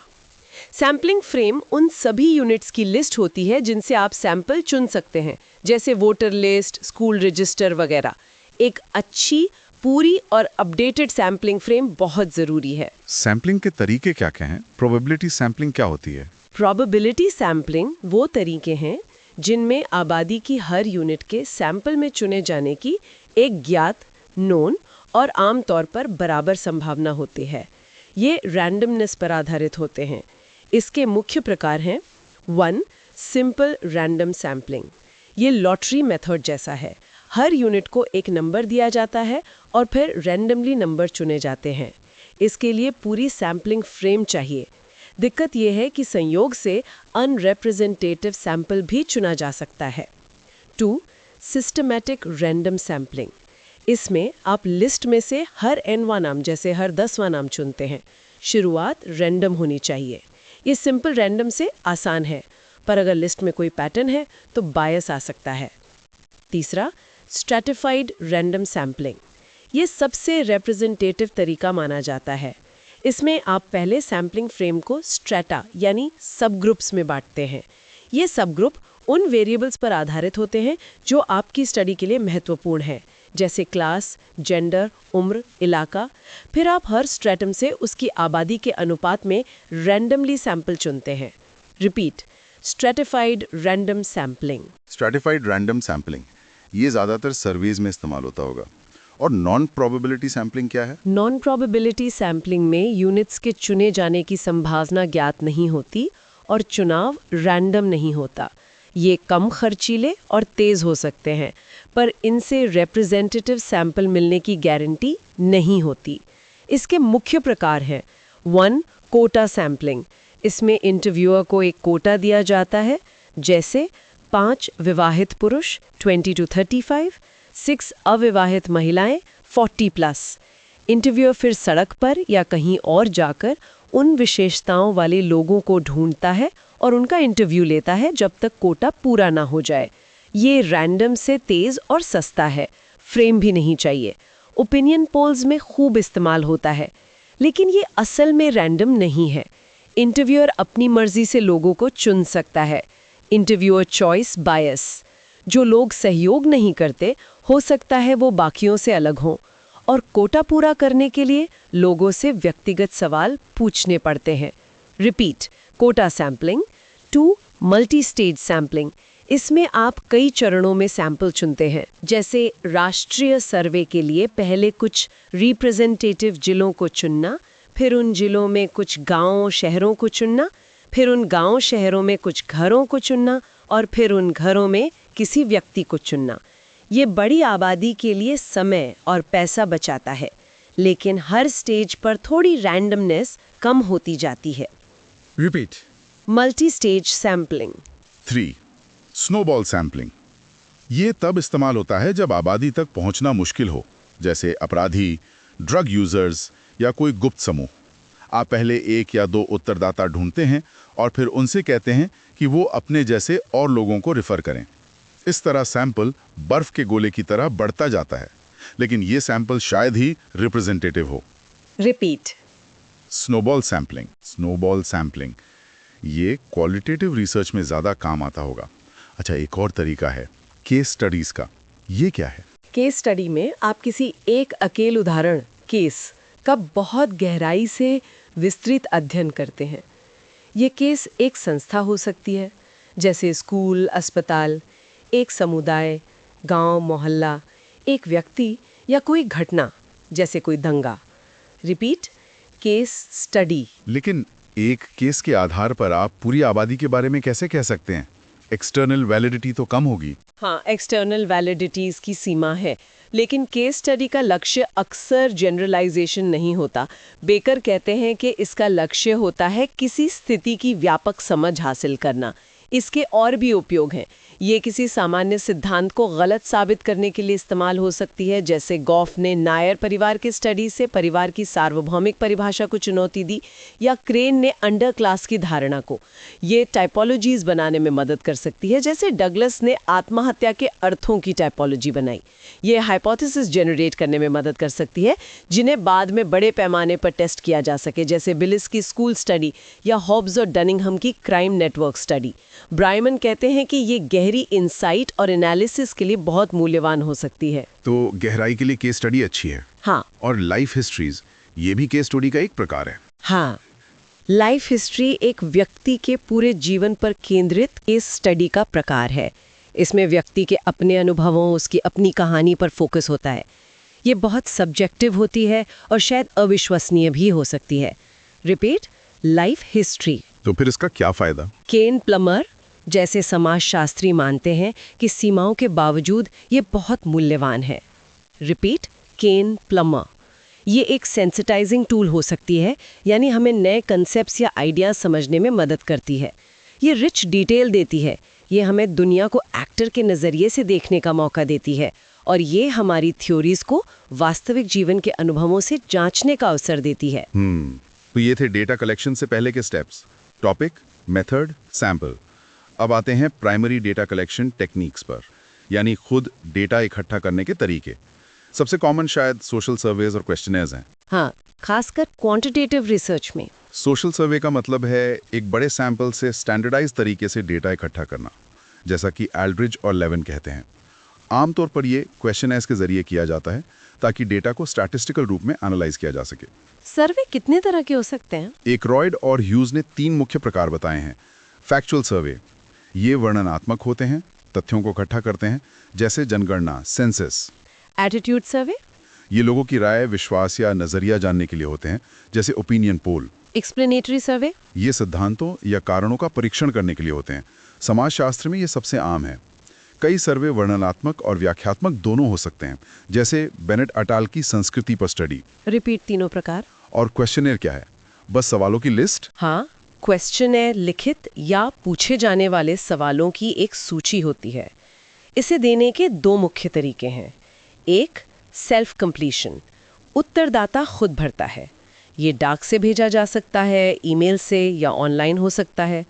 इसके अपने फायदे नुकसान हैं, जैसे सस्ता है पर रिस्पॉन्स रेट कम हो सकता है, लोग सवाल गलत समझ सकते हैं। 2, इंटरव्यूअर एडमिनिस्टर्ड, इंटरव्यूअर खुद सवाल पूछता है और जवाब भरता है। इसे स्ट्रक्चर्ड इंटरव्यू भी कहते हैं। इसमें रिस्पॉन्स रेट बेहतर होता है, सवालों को समझाया जा सकता है, पर यह महंगा है और इंटरव्यूअर बायस का खतरा रहता है।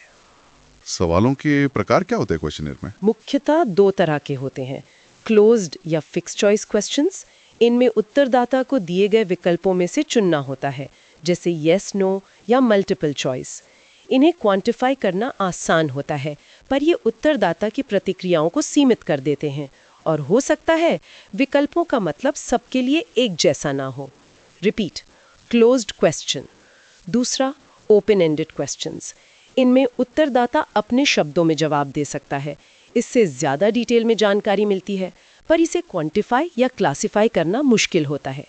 इसके लिए कोडिंग फ्रेम बनानी पड़ती है, जैसे क्राइम सर्वे में अपराधों को कोड किया जाता है। Repeat, open ended question. और फिर इस डेटा का एनालिसिस कैसे होता है? स्टैटिस्टिकल एनालिसिस होता है। प्रतिशत निकाले जाते हैं, कॉरिलेशंस देखे जाते हैं और कारण जानने के लिए मल्टीवेरिएट एनालिसिस किया जाता है। आप पहले से बनी हाइपोथेसिस को टेस्ट कर सकते हैं, डिडक्टिव अप्रोच, या डेटा से नई थियरीज जनरेट कर सकते हैं, इंडक्टिव अप्रोच। तो सर्वे और क्वेश्चनर के फायदे क्या हैं? फायदे कई हैं। प्रैक्टिकल, बड़े पैमाने पर जल्दी डेटा इकट्ठा किया जा सकता है। लॉन्जिट्यूडनल, समय के साथ तुलना करना संभव है अगर आप सर्वे दोहराते हैं। हाइपोथेसिस टेस्टिंग, सिद्धांतों के परीक्षण के लिए अच्छे हैं। जनरलाइजेबिलिटी, बड़े सैंपल के कारण नतीजे पूरी आबादी पर लागू किए जा सकते हैं। रिलायबल, स्टैंडर्डाइज्ड होने के कारण विश्वसनीय माने जाते हैं। ऑब्जेक्टिव, डिटैच्ड, पॉजिटिविस्ट नज़रिए से यह वस्तुनिष्ठ तरीका है, रिसर्चर दूर रहता है। अनोनिमस, गुमनामी संभव है, जिससे लोग संवेदनशील जानकारी दे सकते हैं। और नुकसान, इंटरप्रेटिविस्ट्स या फेनोमेनोलॉजिस्ट्स इसकी क्या आलोचना करते हैं? आलोचनाएं भी काफ़ी हैं। आर्टिफिशियल, ये बनावटी तरीका है, असल जिंदगी जैसा नहीं, इसलिए वैलिडिटी कम हो सकती है। इम्पोजेज रिसर्चर्स कैटेगरीज, ये रिसर्चर की सोच और कैटेगरीज को उत्तरदाता पर थोपता है। डजंट कैप्चर मीनिंग प्रोसेस, ये लोगों के अर्थ, उनकी व्याख्याएं या सामाजिक प्रक्रियाओं को नहीं पकड़ पाता, ये बस एक स्टैटिक स्नैपशॉट देता है। प्रॉब्लम ऑफ वर्ड्स, शब्दों का मतलब अलग अलग लोग अलग अलग निकाल सकते हैं, जैसा सिकोरेल ने कहा। वैलिडिटी पर सवाल उठता है। कांट एक्सप्लोर अनएंटिसिपेटेड इश्यूज, अगर कोई नई या अप्रत्याशित बात सामने आती है तो बंद सवालों वाले सर्वे में उसे जानने का मौका नहीं मिलता। वैलिडिटी इश्यूज, लोग झूठ बोल सकते हैं, भूल सकते हैं या उन्हें पता ही न हो। Doesn't get close to subjective states, interactionist आलोचना करते हैं कि ये व्यक्ति की भीतरी दुनिया तक नहीं पहुंच पाता।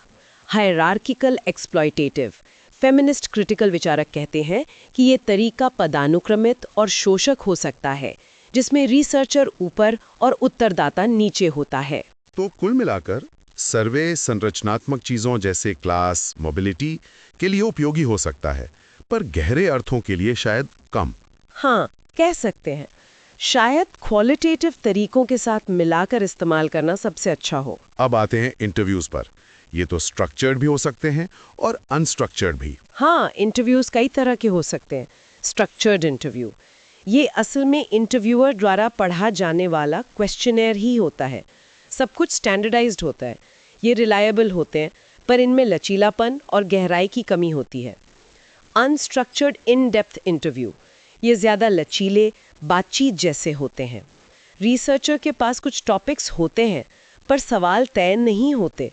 इनका लक्ष्य होता है विषयों को गहराई से जानना।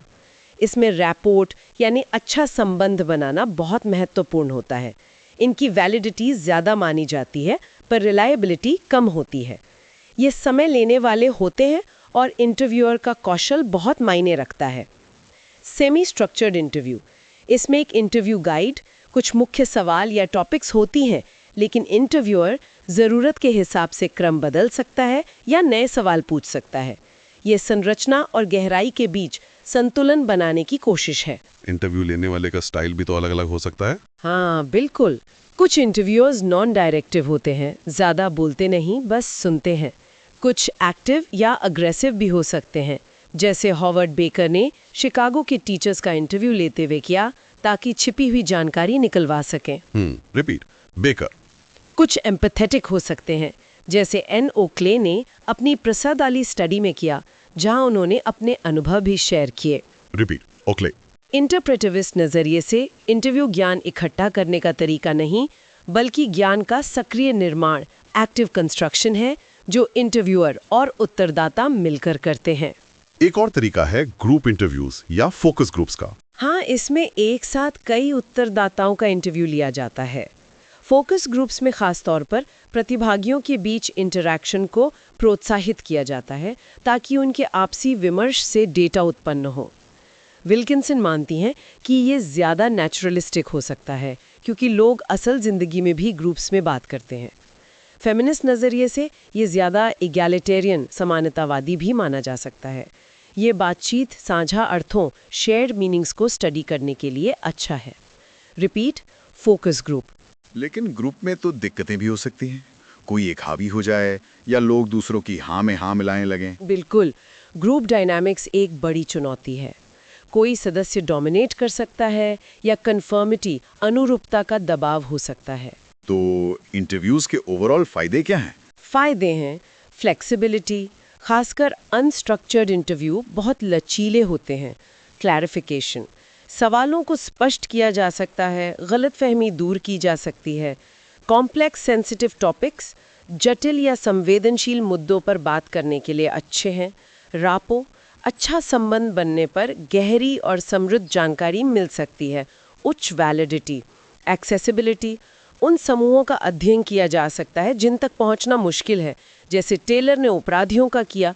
प्रैक्टिकलिटी, जहां क्वेश्चनेयर काम ना करें जैसे अनपढ़ लोगों के साथ, वहां ये व्यावहारिक विकल्प है। और नुकसान भी हैं, टाइम कंज्यूमिंग, कॉस्टली, खासकर अनस्ट्रक्चर्ड इंटरव्यू में बहुत समय और पैसा लगता है। लो रिलायबिलिटी, स्टैंडर्डाइज ना होने के कारण विश्वसनीय कम होते हैं। इंटरव्यूअर बायस, इंटरव्यूअर की उपस्थिति, उसके सवाल पूछने का तरीका, उसकी अपनी विशेषताएं, लिंग, जाति, उम्र उत्तरों को प्रभावित कर सकती हैं। राइज का 1914 का अध्ययन इसका क्लासिक उदाहरण है। रिपीट। इंटरव्यूअर बायस। सोशल डिजायरेबिलिटी बायस, लोग वो जवाब दे सकते हैं जो उन्हें लगता है कि सामाजिक रूप से स्वीकार्य है या इंटरव्यूअर सुनना चाहता है। रिपीट। सोशल डिजायरेबिलिटी बायस। मेमोरी ऑनेस्टी इश्यूज, उत्तरदाता भूल सकते हैं या जानबूझकर गलत बता सकते हैं। आर्टिफिशियल सेटिंग, सिकोरेल जैसे आलोचक कहते हैं कि इंटरव्यू भी एक बनावटी स्थिति है। डजंट कैप्चर एक्शन, मैटसन ने अपराधियों पर स्टडी करते हुए कहा कि इंटरव्यू में लोग जो कहते हैं अकाउंट्स, जरूरी नहीं कि वो वैसा करते भी हों, ये एक्शन को नहीं पकड़ता। इंटरप्रिटेशन डिफिकल्टीज, डेटा का विश्लेषण करना, अर्थ निकालना मुश्किल हो सकता है। ट्रांसक्रिप्शन में बहुत मेहनत लगती है। इंटरव्यूज पर भी अलग अलग सैद्धांतिक नजरिए होंगे। हाँ, पॉजिटिविस्ट्स इन्हें तथ्यों का स्रोत मान सकते हैं अगर सही से किए जाएं। इंटरैक्शनिस्ट्स इन्हें व्यक्तिपरक दुनिया तक पहुंचने का रास्ता मानते हैं। एथनोमेथोडोलॉजिस्ट्स के लिए इंटरव्यू खुद अध्ययन का विषय बन जाता है कि लोग इंटरव्यू में कैसे बात करते हैं। क्रिटिकल फेमिनिस्ट विचारक इन्हें सशक्तिकरण और सहयोग का माध्यम बना सकते हैं। कुछ कट्टरपंथी आलोचनाएं भी हैं। हाँ, हैमर्सले और गॉम जैसे आलोचक सवाल उठाते हैं, क्या उत्तर वाकई आंतरिक अवस्थाओं को दर्शाते हैं? क्या लोगों के खाते, अकाउंट्स हमेशा सुसंगत होते हैं? क्या इंटरव्यू अन्य सामाजिक इंटरैक्शन से बहुत अलग है? उनका कहना है कि हमें इंटरव्यू डेटा की व्याख्या करते समय बहुत सावधान रहने की जरूरत है। ठीक है, अब आते हैं ऑब्जर्वेशन यानी अवलोकन पर, लोगों को करते हुए देखना। हाँ, ऑब्जर्वेशन में रिसर्चर लोगों के व्यवहार को सीधे तौर पर देखता है। इसके दो मुख्य प्रकार हैं, नॉन पार्टिसिपेंट और participant observation. Non participant observation क्या है? इसमें पर्यवेक्षक समूह या स्थिति से अलग रहता है और दूर से देखता है। वो एक स्ट्रक्चर्ड ऑब्जर्वेशन स्केड्यूल, एक चेकलिस्ट या कोडिंग स्कीम का इस्तेमाल करके व्यवस्थित तरीके से व्यवहार को रिकॉर्ड कर सकता है। इससे क्वांटिटेटिव डेटा भी मिल सकता है। इसमें बाधा कम पहुंचती है, पर पर्यवेक्षक की उपस्थिति का असर फिर भी हो सकता है।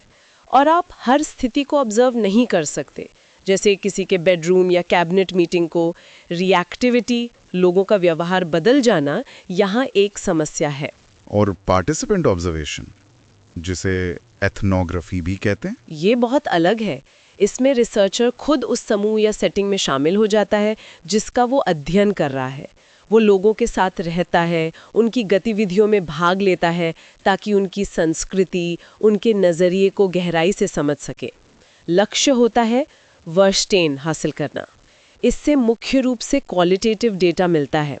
ये मेथड सिंबॉलिक इंटरैक्शनिज्म से बहुत नज़दीकी से जुड़ा है। Bloomer, baker, Goffman. Repeat, participant observation, ethnography. ये तो बहुत मुश्किल लगता होगा। इसमें क्या क्या स्टेप्स होते हैं? हाँ, ये चुनौतीपूर्ण है। इसमें कई चरण होते हैं। पहला, गेटिंग इन, समूह या सेटिंग में पहुंच बनाना। ये बहुत मुश्किल हो सकता है। इसमें दो तरीके हैं। ओवर्ट, आप बता देते हैं कि आप रिसर्चर हैं, या कोवर्ट, आप अपनी पहचान छुपाते हैं। दूसरा, स्टेइंग इन, समूह में बने रहना, लोगों का विश्वास जीतना, रैपोर बनाना। यहाँ भागीदारी, पार्टिसिपेशन और अलगाव, डिटैचमेंट के बीच संतुलन बनाना होता है। एक खतरा होता है गोइंग नेटिव का, यानी आप इतने घुल-मिल जाएं कि आप ऑब्जेक्टिविटी खो दें। आपको अपनी भूमिका, रोल को परिभाषित करना होता है। तीसरा, गेटिंग आउट, फील्ड से वापस आना। ये भी भावनात्मक रूप से मुश्किल हो सकता है। फिर डेटा का विश्लेषण करना। ओवर्ट और कोवर्ट के अपने अपने फायदे नुकसान होंगे। बिल्कुल। और ओवर्ट ऑन ड्यूरेशन, फायदे हैं कि आप खुलकर सवाल पूछ सकते हैं, नोट्स ले सकते हैं कभी-कभी, और ये नैतिक रूप से सही है, सूचित सहमति। नुकसान है हॉथॉर्न इफेक्ट या रिएक्टिविटी का खतरा। जैसे विलियम वाइट ने अपनी स्ट्रीट कॉर्नर सोसाइटी स्टडी में कहा कि उनकी उपस्थिति ने लोगों को धीमा कर दिया। वेंकटेश की ड्रैग गैंग स्टडी भी ओवर्ट थी। Repeat, overt observation, covert observation. फायदे हैं कि ये रिएक्टिविटी को कम करता है शायद, और बंद या गुप्त समूहों तक पहुंच बना सकता है। नुकसान है कि ये नैतिक रूप से बहुत विवादास्पद है। धोखाधड़ी, व्यावहारिक कठिनाइयां हैं कवर बनाए रखना, छुपकर नोट्स लेना, जैसे डिंटन टॉयलेट में नोट्स लेते थे। रिसर्चर के लिए व्यक्तिगत खतरा हो सकता है, जैसे पैट्रिक ग्लासगो गैंग में या चैम्बलिस क्राइम सिंडिकेट में। ये बहुत तनावपूर्ण हो सकता है। आप कितना भाग ले सकते हैं, इसकी भी सीमाएं हैं। वेंकटेश का gang leader for a day बनना नैतिक और कानूनी सवाल खड़े करता है। Repeat, covert observation. और डेटा कलेक्शन कैसे होता है पार्टिसिपेंट ऑब्जर्वेशन में? मुख्य तरीका है फील्ड नोट्स लिखना। आपको जो भी दिखता सुनता है उसे याद रखना होता है और फिर जल्द से जल्द डिटेल में लिखना होता है। इसके अलावा अनौपचारिक या औपचारिक इंटरव्यूज भी हो सकते हैं और दस्तावेज भी देखे जा सकते हैं। टेप रिकॉर्डर आमतौर पर बाधा डालते हैं, इसलिए कम इस्तेमाल होते हैं। तो पार्टिसिपेंट ऑब्जर्वेशन के मुख्य फायदे क्या हैं? सबसे बड़ा फायदा है उच्च वैलिडिटी।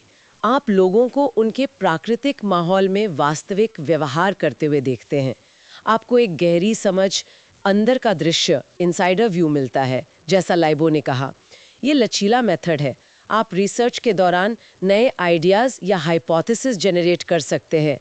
ग्राउंडेड थ्योरी, ये समय के साथ होने वाली प्रक्रियाओं को समझने के लिए अच्छा है और आप उन समूहों का अध्ययन कर सकते हैं जिन तक पहुंचना मुश्किल है। और नुकसान? नुकसान भी काफ़ी है। टाइम कंज्यूमिंग, कॉस्टली, इसमें बहुत ज़्यादा समय और पैसा लगता है। स्मॉल स्केल, आमतौर पर छोटे समूह या सेटिंग पर ही हो पाता है, इसलिए जनरलाइजेबिलिटी कम होती है। एक्सेस डिफिकल्टीज, पहुंच बनाना मुश्किल हो सकता है, खासकर शक्तिशाली समूहों जैसे कॉर्पोरेट बोर्डरूम्स तक। रिसर्चर कैरेक्टरिस्टिक्स मैटर, रिसर्चर का लिंग, जाति, उम्र, पहुंच और लोगों के व्यवहार को प्रभावित कर सकते हैं, एथिकल इश्यूज, खासकर कोवर्ट ऑब्जर्वेशन में। पर्सनल डेंजर, स्ट्रेस, रिसर्चर को खतरा या तनाव हो सकता है। गोइंग नेटिव, ऑब्जर्वर बायस, रिसर्चर अपनी ऑब्जेक्टिविटी खो सकता है या उसकी अपनी व्याख्याएं हावी हो सकती हैं। लो रिलायबिलिटी, इससे दोहराना लगभग असंभव है। डेटा का चयन व्यक्तिपरक होता है, जैसा हैमर्सले कहते हैं। Reactivity still possible. ओवर्ट होने पर भी लोग अलग व्यवहार कर सकते हैं। अनसाइंटिफिक। पॉजिटिविस्ट आलोचना करते हैं कि ये वैज्ञानिक नहीं है। Member validation problems.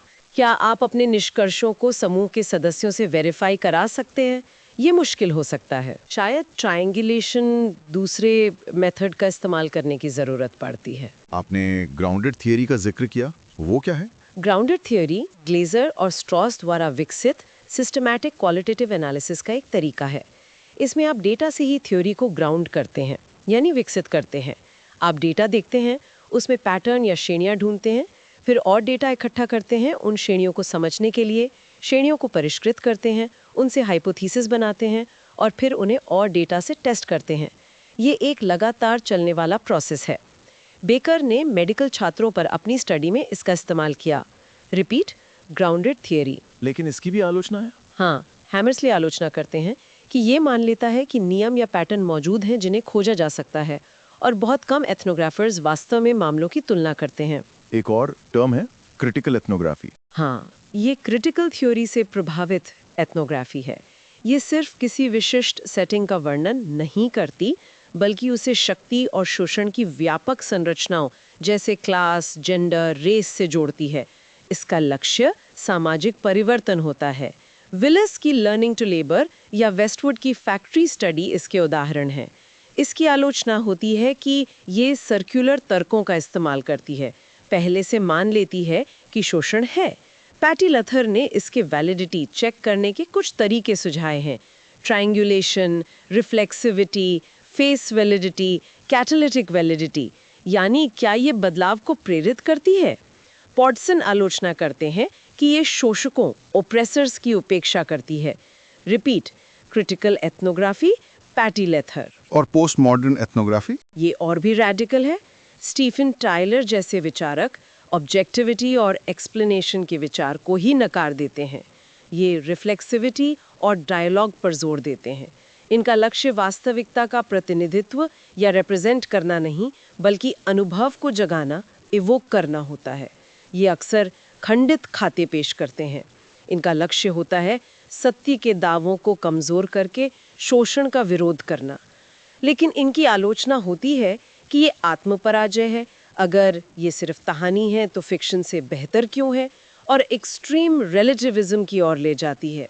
Repeat, post modern ethnography, Stephen Tyler. बाप रे, ऑब्जर्वेशन के भी कितने रूप और विवाद हैं।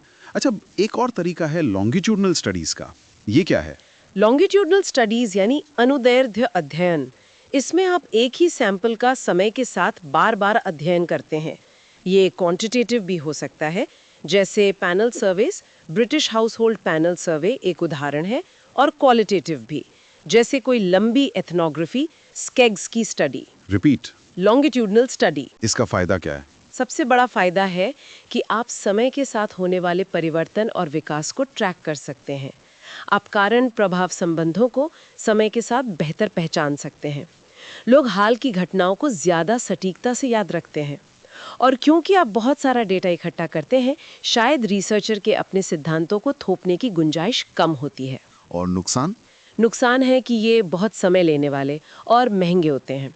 सैंपल अट्रिशन की समस्या होती है, यानी समय के साथ कुछ लोग सैंपल छोड़ देते हैं, जिससे सैंपल बायस्ड हो सकता है, जैसे BHPS में हुआ।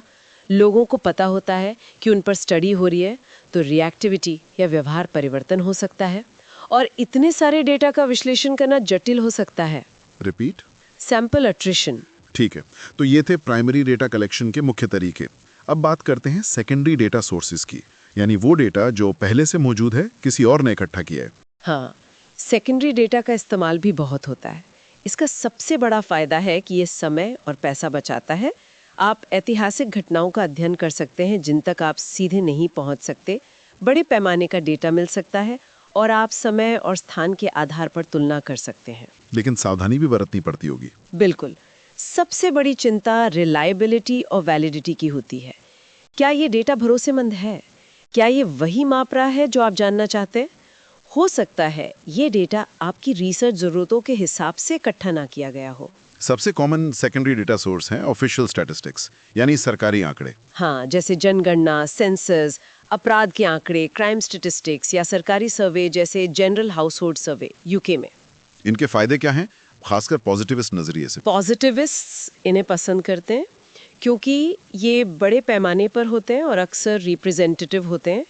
ये रिलायबल माने जाते हैं क्योंकि कलेक्शन का तरीका स्टैंडर्डाइज्ड होता है। ये समय के साथ तुलना, ट्रेंड्स करने की अनुमति देते हैं। ये सामाजिक नीति, सोशल पॉलिसी का आधार बनते हैं।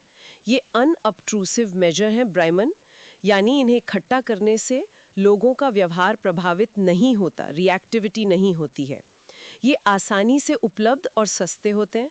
दुर्खीम ने इन्हीं का इस्तेमाल कारण कार्य के नियम, कॉजल लॉज खोजने के लिए किया था। और नुकसान? इंटरप्रेटिविस्ट या फिनोमेनोलॉजिस्ट क्या कहते हैं? वो इनकी कड़ी आलोचना करते हैं। वो कहते हैं कि ये आंकड़े ऑब्जेक्टिव फैक्ट्स नहीं बल्कि सामाजिक रचनाएं, सोशल कॉन्स्ट्रक्ट्स हैं, जैसा सिकुरेल और एटकिंसन ने दिखाया। ये उन लोगों जैसे पुलिस, कॉरोनर की परिभाषाओं, उनके फैसलों और उनके पूर्वाग्रहों को दर्शाते हैं। ये डार्क फिगर जैसे अनरिपोर्टेड क्राइम या सुसाइड को अनदेखा कर देते हैं। इसलिए इनकी वैलिडिटी बहुत कम होती है। और मार्क्सिस्ट या क्रिटिकल नजरिया क्या है? वो कहते हैं कि ये आंकड़े राज्य और पूंजीवादी विचारधारा, कैपिटलिस्ट आइडियोलॉजी को दर्शाते हैं। जैसा माइल्स और इरविन ने कहा, परिभाषाएं अक्सर शक्तिशाली लोगों के हितों की सेवा करती हैं। जैसे सरकार गरीबी की परिभाषा बदल सकती है ताकि गरीबों की संख्या कम दिखे, लेविटास का उदाहरण। इससे जनता का इन आंकड़ों पर विश्वास कम हो सकता है। क्या इन ऑफिशियल स्टैटिस्टिक्स का कोई विकल्प है? फिगर को कम करके अपराध की वास्तविक दर के करीब पहुंचना, लेकिन इनमें भी अपनी समस्याएं हैं। ये भी परिभाषाओं, लोगों की याददाश्त और ईमानदारी पर निर्भर करते हैं। वैलिडिटी के मुद्दे यहाँ भी बने रहते हैं। तो निष्कर्ष क्या है ऑफिशियल स्टैटिस्टिक्स के बारे में? निष्कर्ष यही है कि इन्हें सावधानी से इस्तेमाल करना चाहिए। ये पैटर्न देखने के लिए उपयोगी हो सकते हैं, लेकिन हमें हमेशा ये याद रखना चाहिए कि ये आंकड़े बने कैसे हैं, इनके पीछे क्या प्रक्रियाएं और पूर्वाग्रह हो सकते हैं। बायरन कहते हैं कि ये कंस्ट्रक्ट्स हैं, कच्चे तथ्य नहीं, लेकिन फिर भी उपयोगी हो सकते हैं। ठीक है, अगला सेकेंडरी सोर्स है हिस्टोरिकल डॉक्यूमेंट्स। हाँ, ऐतिहासिक दस्तावेज यानी अतीत के रिकॉर्ड।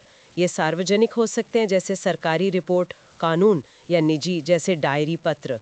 मात्रात्मक हो सकते हैं, पुराने सर्वे, या गुणात्मक। इनका क्या मूल्य है समाजशास्त्र के लिए? ये बहुत मूल्यवान है दीर्घकालिक सामाजिक परिवर्तन, लॉन्ग टर्म सोशल चेंज का अध्ययन करने के लिए। जैसे वेबर ने पूंजीवाद के उदय का अध्ययन किया, मैन ने शक्ति के विकास का, या फूको ने डिस्कोर्स के बदलने का। ये हमें अतीत के जरिए वर्तमान को समझने में मदद करते हैं। ये हमारी वर्तमान मान्यताओं को चुनौती दे सकते हैं। जैसे लेस्लेट ने दिखाया कि औद्योगिक क्रांति से पहले परिवार उतने बड़े नहीं थे जितनी आम धारणा थी। इतिहासकार और समाजशास्त्री इन्हें अलग तरह से इस्तेमाल करते हैं। हाँ, थोड़ी बहस है कि प्राइमरी और सेकेंडरी सोर्स की परिभाषा क्या है। गिडले ने इस भ्रम की ओर इशारा किया है। इन दस्तावेजों के साथ क्या समस्याएं हो सकती हैं? जॉन स्कॉट ने 4 मुख्य समस्याएं बताई हैं जिन्हें हमें जांचना चाहिए। 1. ऑथेंटिसिटी, प्रामाणिकता। क्या दस्तावेज असली है, कहीं नकली तो नहीं? क्या वो पूरा है, क्षतिग्रस्त तो नहीं? उसका लेखक कौन है ये स्पष्ट है, जैसे हिटलर की डायरी की जालसाजी। 2. क्रेडिबिलिटी, विश्वसनीयता। क्या दस्तावेज भरोसेमंद है? क्या लेखक ईमानदार था? क्या उसकी जानकारी सटीक थी? क्या उसमें कोई गलती या जानबूझकर की गई विकृति, डिस्टॉर्शन तो नहीं? क्या लेखक का कोई पूर्वाग्रह था, जैसे किसी राजनेता के संस्मरण? 3. रिप्रेजेंटेटिवनेस, प्रतिनिधित्व। क्या ये दस्तावेज उस समय के सभी दस्तावेजों का प्रतिनिधि है, या ये कुछ खास तरह का ही है? क्या सारे दस्तावेज बच पाए हैं या कुछ ही बचे हैं? क्या उनका बचना चयनात्मक, सेलेक्टिव था? 4. मीनिंग, अर्थ। क्या दस्तावेज का अर्थ स्पष्ट है? क्या हम उसे समझ सकते हैं? क्या उसका शाब्दिक अर्थ लेना है या कोई गहरा अर्थ है? क्या हम उसे सही ढंग से व्याख्या कर पा रहे हैं, खासकर जब समय और संस्कृति का अंतर हो? रिपीट कॉर्ड के 4 criteria: authenticity, credibility, representativeness, meaning. Scott के 4 क्राइटेरिया। इसके उदाहरण हैं। हाँ, जैसे लेस्लेट ने इंग्लैंड के पुराने पैरिश रिकॉर्ड्स का इस्तेमाल किया परिवार के साइज को स्टडी करने के लिए, लेकिन उन्होंने पाया कि रिकॉर्ड अधूरे थे, जिससे जनरलाइजेबिलिटी पर सवाल उठे। या एंडरसन ने जनगणना डेटा का इस्तेमाल किया, पर उसकी व्याख्या कैसे की जाए इस पर बहस हुई। ठीक है, अब आते हैं लाइव डॉक्यूमेंट्स पर। ये क्या है? लाइव डॉक्यूमेंट्स यानी व्यक्तिगत रिकॉर्ड्स, जैसे डायरी, पत्र, फोटोग्राफ्स, ईमेल, ब्लॉग्स, आत्मकथाएं। प्लमर ने इन पर काफ़ी काम किया है। ये हमें व्यक्ति की सब्जेक्टिव स्टेट्स यानी उसकी भीतरी दुनिया, उसके अनुभवों और भावनाओं में गुणात्मक अंतर्दृष्टि देते हैं। इनका क्या मूल्य है, खासकर इंटरैक्शनिस्ट नजरिए से? ये ऑब्जर्वेशन का एक विकल्प हो सकते हैं, खासकर निजी व्यवहार के लिए। ये हमें लोगों के सामान्य अर्थों, कॉमन मीनिंग्स में अंतर्दृष्टि देते हैं। ये बहुत रिच डिटेल प्रदान करते हैं। ये हमें सिद्धांतों को वास्तविक जीवन के अनुभवों से जांचने में मदद करते हैं। इसके उदाहरण? क्लासिक उदाहरण है थॉमस और ज़नानिकी की study the Polish peasant in Europe and America, जिसमें उन्होंने पोलिश किसानों के पत्रों का विश्लेषण किया। या यंग और विलमॉट ने लोगों से डायरी लिखवाई। ऑस्कर लेविस ने भी प्रेरित डायरी का इस्तेमाल किया। इनकी समस्याएं क्या हैं? समस्याएं वही स्कॉट वाली हैं, ऑथेंटिसिटी, क्रेडिबिलिटी, रिप्रेजेंटेटिवनेस। ये अक्सर दुर्लभ होते हैं या असामान्य लोगों के होते हैं। ये बहुत व्यक्तिपरक होते हैं, इनकी व्याख्या करना भी मुश्किल हो सकता है। अगला सोर्स है मैस मीडिया, न्यूज़पेपर, टीवी, फिल्में, इंटरनेट। हाँ, मास मीडिया कंटेंट भी सेकेंडरी डेटा का एक महत्वपूर्ण स्रोत है। समाजशास्त्री इसे दो तरह से इस्तेमाल करते हैं। एक, कभी-कभी डेटा के स्रोत के रूप में, जैसे किसी घटना के बारे में जानकारी लेना, लेकिन यहाँ बहुत सावधानी बरतनी पड़ती है क्योंकि मीडिया बायस्ड हो सकता है। दूसरा, मुख्य रूप से मीडिया कंटेंट को अध्ययन की वस्तु, ऑब्जेक्ट ऑफ स्टडी के रूप में देखा जाता है। यानी ये स्टडी करना कि मीडिया कैसे विचारधाराओं, रूढ़ियों, स्टीरियोटाइप्स और प्रवचनों, डिस्कोर्सेस को प्रस्तुत करता है और बनाता है। ग्लासगो मीडिया ग्रुप ने इस पर काफ़ी काम किया है। तो मीडिया कंटेंट का विश्लेषण कैसे किया जाता है? क्या तरीके? कई तरीके हैं जिन्हें मोटे तौर पर कंटेंट एनालिसिस कहते हैं। एक, फॉर्मल क्वांटिटेटिव कंटेंट एनालिसिस। इसमें आप व्यवस्थित तरीके से मीडिया कंटेंट का सैंपल लेते हैं, जैसे पिछले 1 महीने के अखबार। फिर उसमें कुछ विशेषताओं, फीचर्स को पहचानते हैं और उन्हें गिनते, काउंट करते हैं। जैसे लॉबिन ने बच्चों की किताबों में लिंग भूमिकाओं को गिना।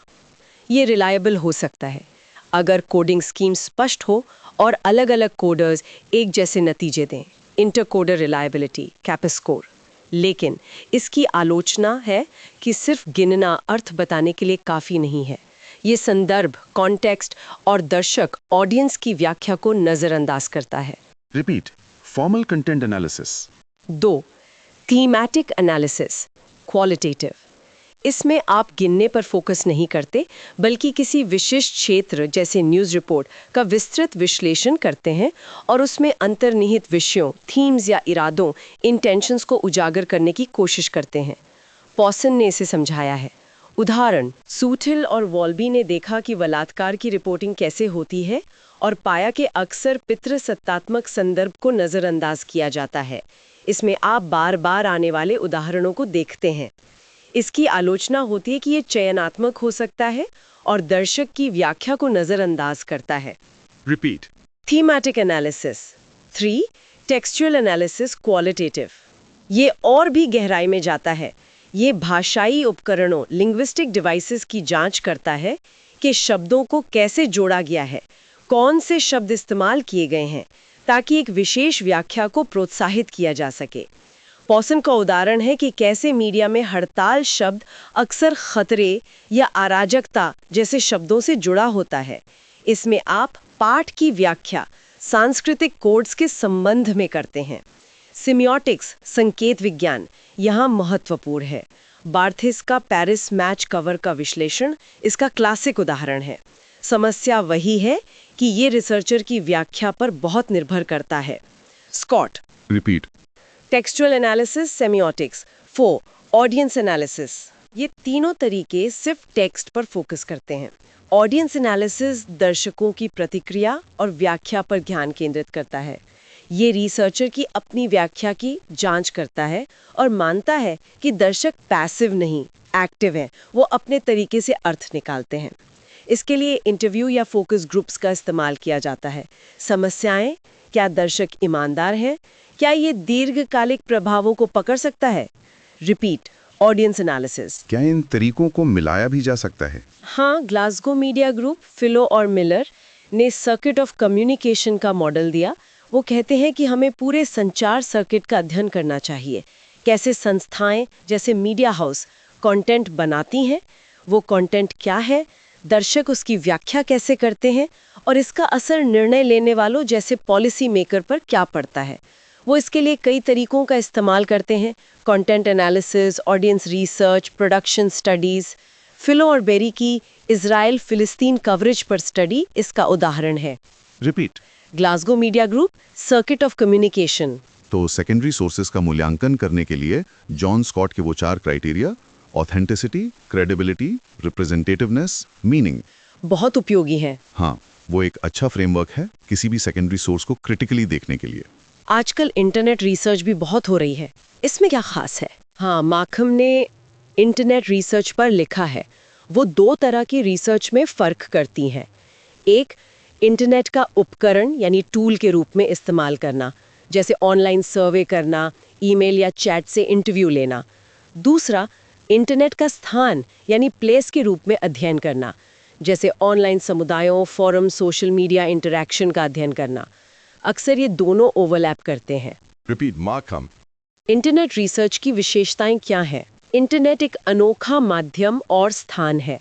माध्यम, ये ग्लोबल पहुंच देता है। कम्युनिकेशन, एसिंक्रोनस जैसे ईमेल, फोरम, या सिंक्रोनस जैसे चैट हो सकता है। एक से एक या एक से अनेक हो सकता है। गुमनामी का विकल्प होता है। लोग अपनी पहचान, सेल्फ प्रेजेंटेशन, टेक्स्ट, इमेज, अवतार के जरिए बनाते हैं। स्थान, साइबर स्पेस खुद एक सामाजिक सेटिंग है जहां लोग मिलते हैं, रिश्ते बनाते हैं, संस्कृति विकसित करते हैं। क्रोनोमैलिएबल, मार्कम कहती हैं कि ऑनलाइन समय लचीला होता है। आप जवाब देने से पहले सोच सकते हैं, अपने लिखे को एडिट कर सकते हैं। रिपीट, क्रोनोमैलिएबल। मल्टीमोडल, इसमें टेक्स्ट, इमेज, ऑडियो, वीडियो सब कुछ हो सकता है। इंटरैक्टिव, अर्थ अक्सर रिसर्चर और पार्टिसिपेंट मिलकर बनाते हैं। एथिकल चैलेंजेस, सहमति कैसे लें, गुमनामी कैसे सुनिश्चित करें, लोगों की पहचान और प्रामाणिकता सत्यापित करना मुश्किल है। क्या ऑनलाइन कही गई बात पब्लिक है या प्राइवेट? आइडेंटिटी कॉम्प्लेक्सिटी, लोग ऑनलाइन अपनी पहचान का एक अलग संस्करण, मेरा अलग संस्करण प्रस्तुत कर सकते हैं। इसका कोई उदाहरण? सैंडर्स ने सेक्स वर्क पर रिसर्च में पारंपरिक तरीकों के साथ इंटरनेट का भी इस्तेमाल किया। इंटरनेट उनके लिए सूचना का स्रोत, विज्ञापन, फोरम, भर्ती का उपकरण, कार्यकर्ताओं को ईमेल करना और अध्ययन के लिए एक सामाजिक सेटिंग, साइबर दुनिया, तीनों था। फायदे थे आसान संपर्क, छिपी आबादी तक पहुंच और संभावित गुमनामी। नुकसान थे रिप्रेजेंटेटिवनेस, सिर्फ ऑनलाइन या इच्छुक लोग मिले, प्रामाणिकता सत्यापन और नैतिक मुद्दे। तो हमने प्राइमरी और सेकेंडरी दोनों तरह के डेटा कलेक्शन मेथड्स देख लिए। आपने पहले मेथोडोलॉजिकल प्लूरलिज्म या ट्रायंगुलेशन का जिक्र किया था। अब उस पर आते हैं, क्यों मिलाते हैं मेथड्स को? हाँ, मेथड्स का संयोजन या मिक्सिंग आजकल काफ़ी आम है। इसके कई कारण हो सकते हैं, जैसा कि एलन ब्राइमन बताते हैं। 1, ट्रायंगुलेशन, त्रिभुजन। ये इसका सबसे कॉमन मतलब है। हेमस्ले का सख्त अर्थ, इसमें आप एक ही चीज़ को अलग अलग तरीकों से स्टडी करते हैं ताकि आप अपने निष्कर्षों की पुष्टि, क्रॉस चेकिंग कर सकें। जैसे आप लोगों से शराब के प्रति उनके रवैये पर पहले क्वेश्चनेयर भरवाएं और फिर उनका इंटरव्यू भी लें। वेब बेटार्जा उदाहरण ये मानता है कि अलग अलग विधियां समान घटना का अध्ययन कर सकती हैं। 2, फैसिलिटेशन, सुविधा। इसमें एक मेथड दूसरे मेथड में सहायता करता है। जैसे आप पहले कुछ क्वालिटेटिव इंटरव्यू करके मुद्दों को समझें और फिर उसके आधार पर एक बड़ा क्वांटिटेटिव सर्वे डिज़ाइन करें। बेनेट एट अल का उदाहरण। या क्वांटिटेटिव सर्वे से आप उन लोगों की पहचान करें जिनसे आप बाद में क्वालिटेटिव इंटरव्यू करना चाहते हैं। 3, कॉम्प्लीमेंटैरिटी, पूरकता। इसमें आप अलग अलग मेथड इस्तेमाल करते हैं ताकि आप विषय के अलग अलग पहलुओं को कवर कर सकें जो एक अकेले मेथड से संभव नहीं होता। जैसे आप क्वांटिटेटिव आंकड़ों से पैटर्न देखें और फिर क्वालिटेटिव इंटरव्यूज से उन पैटर्न के पीछे के अर्थ या कारणों को समझें। फिंच की परिवार दायित्वों पर स्टडी। ब्राइमन ने तो शायद 10 तरीके बताए थे मेथड्स मिलाने के। हाँ, उन्होंने काफ़ी विस्तार से बताया है। मुख्य विचार यही है, ट्रायंगुलेशन, एक मेथड दूसरे की मदद करे, गैप भरना, प्रक्रिया और संरचना दोनों का अध्ययन करना, रिसर्चर और प्रतिभागी दोनों के दृष्टिकोण को शामिल करना, संरचना और एजेंसी की व्याख्या करना, चर के बीच संबंध की व्याख्या में क्वालिटेटिव मदद, घटना के विभिन्न पहलुओं का अध्ययन करना या किसी पहेली को सुलझाने के लिए अलग अलग टुकड़ों को जोड़ना। तो ब्रायमैन का ओवरऑल नजरिया क्या है? उनका मानना है कि मोटे तौर पर क्वांटिटेटिव मेथड्स संरचना को देखने के लिए अच्छे हैं और क्वालिटेटिव मेथड प्रक्रिया को समझने के लिए अच्छे हैं।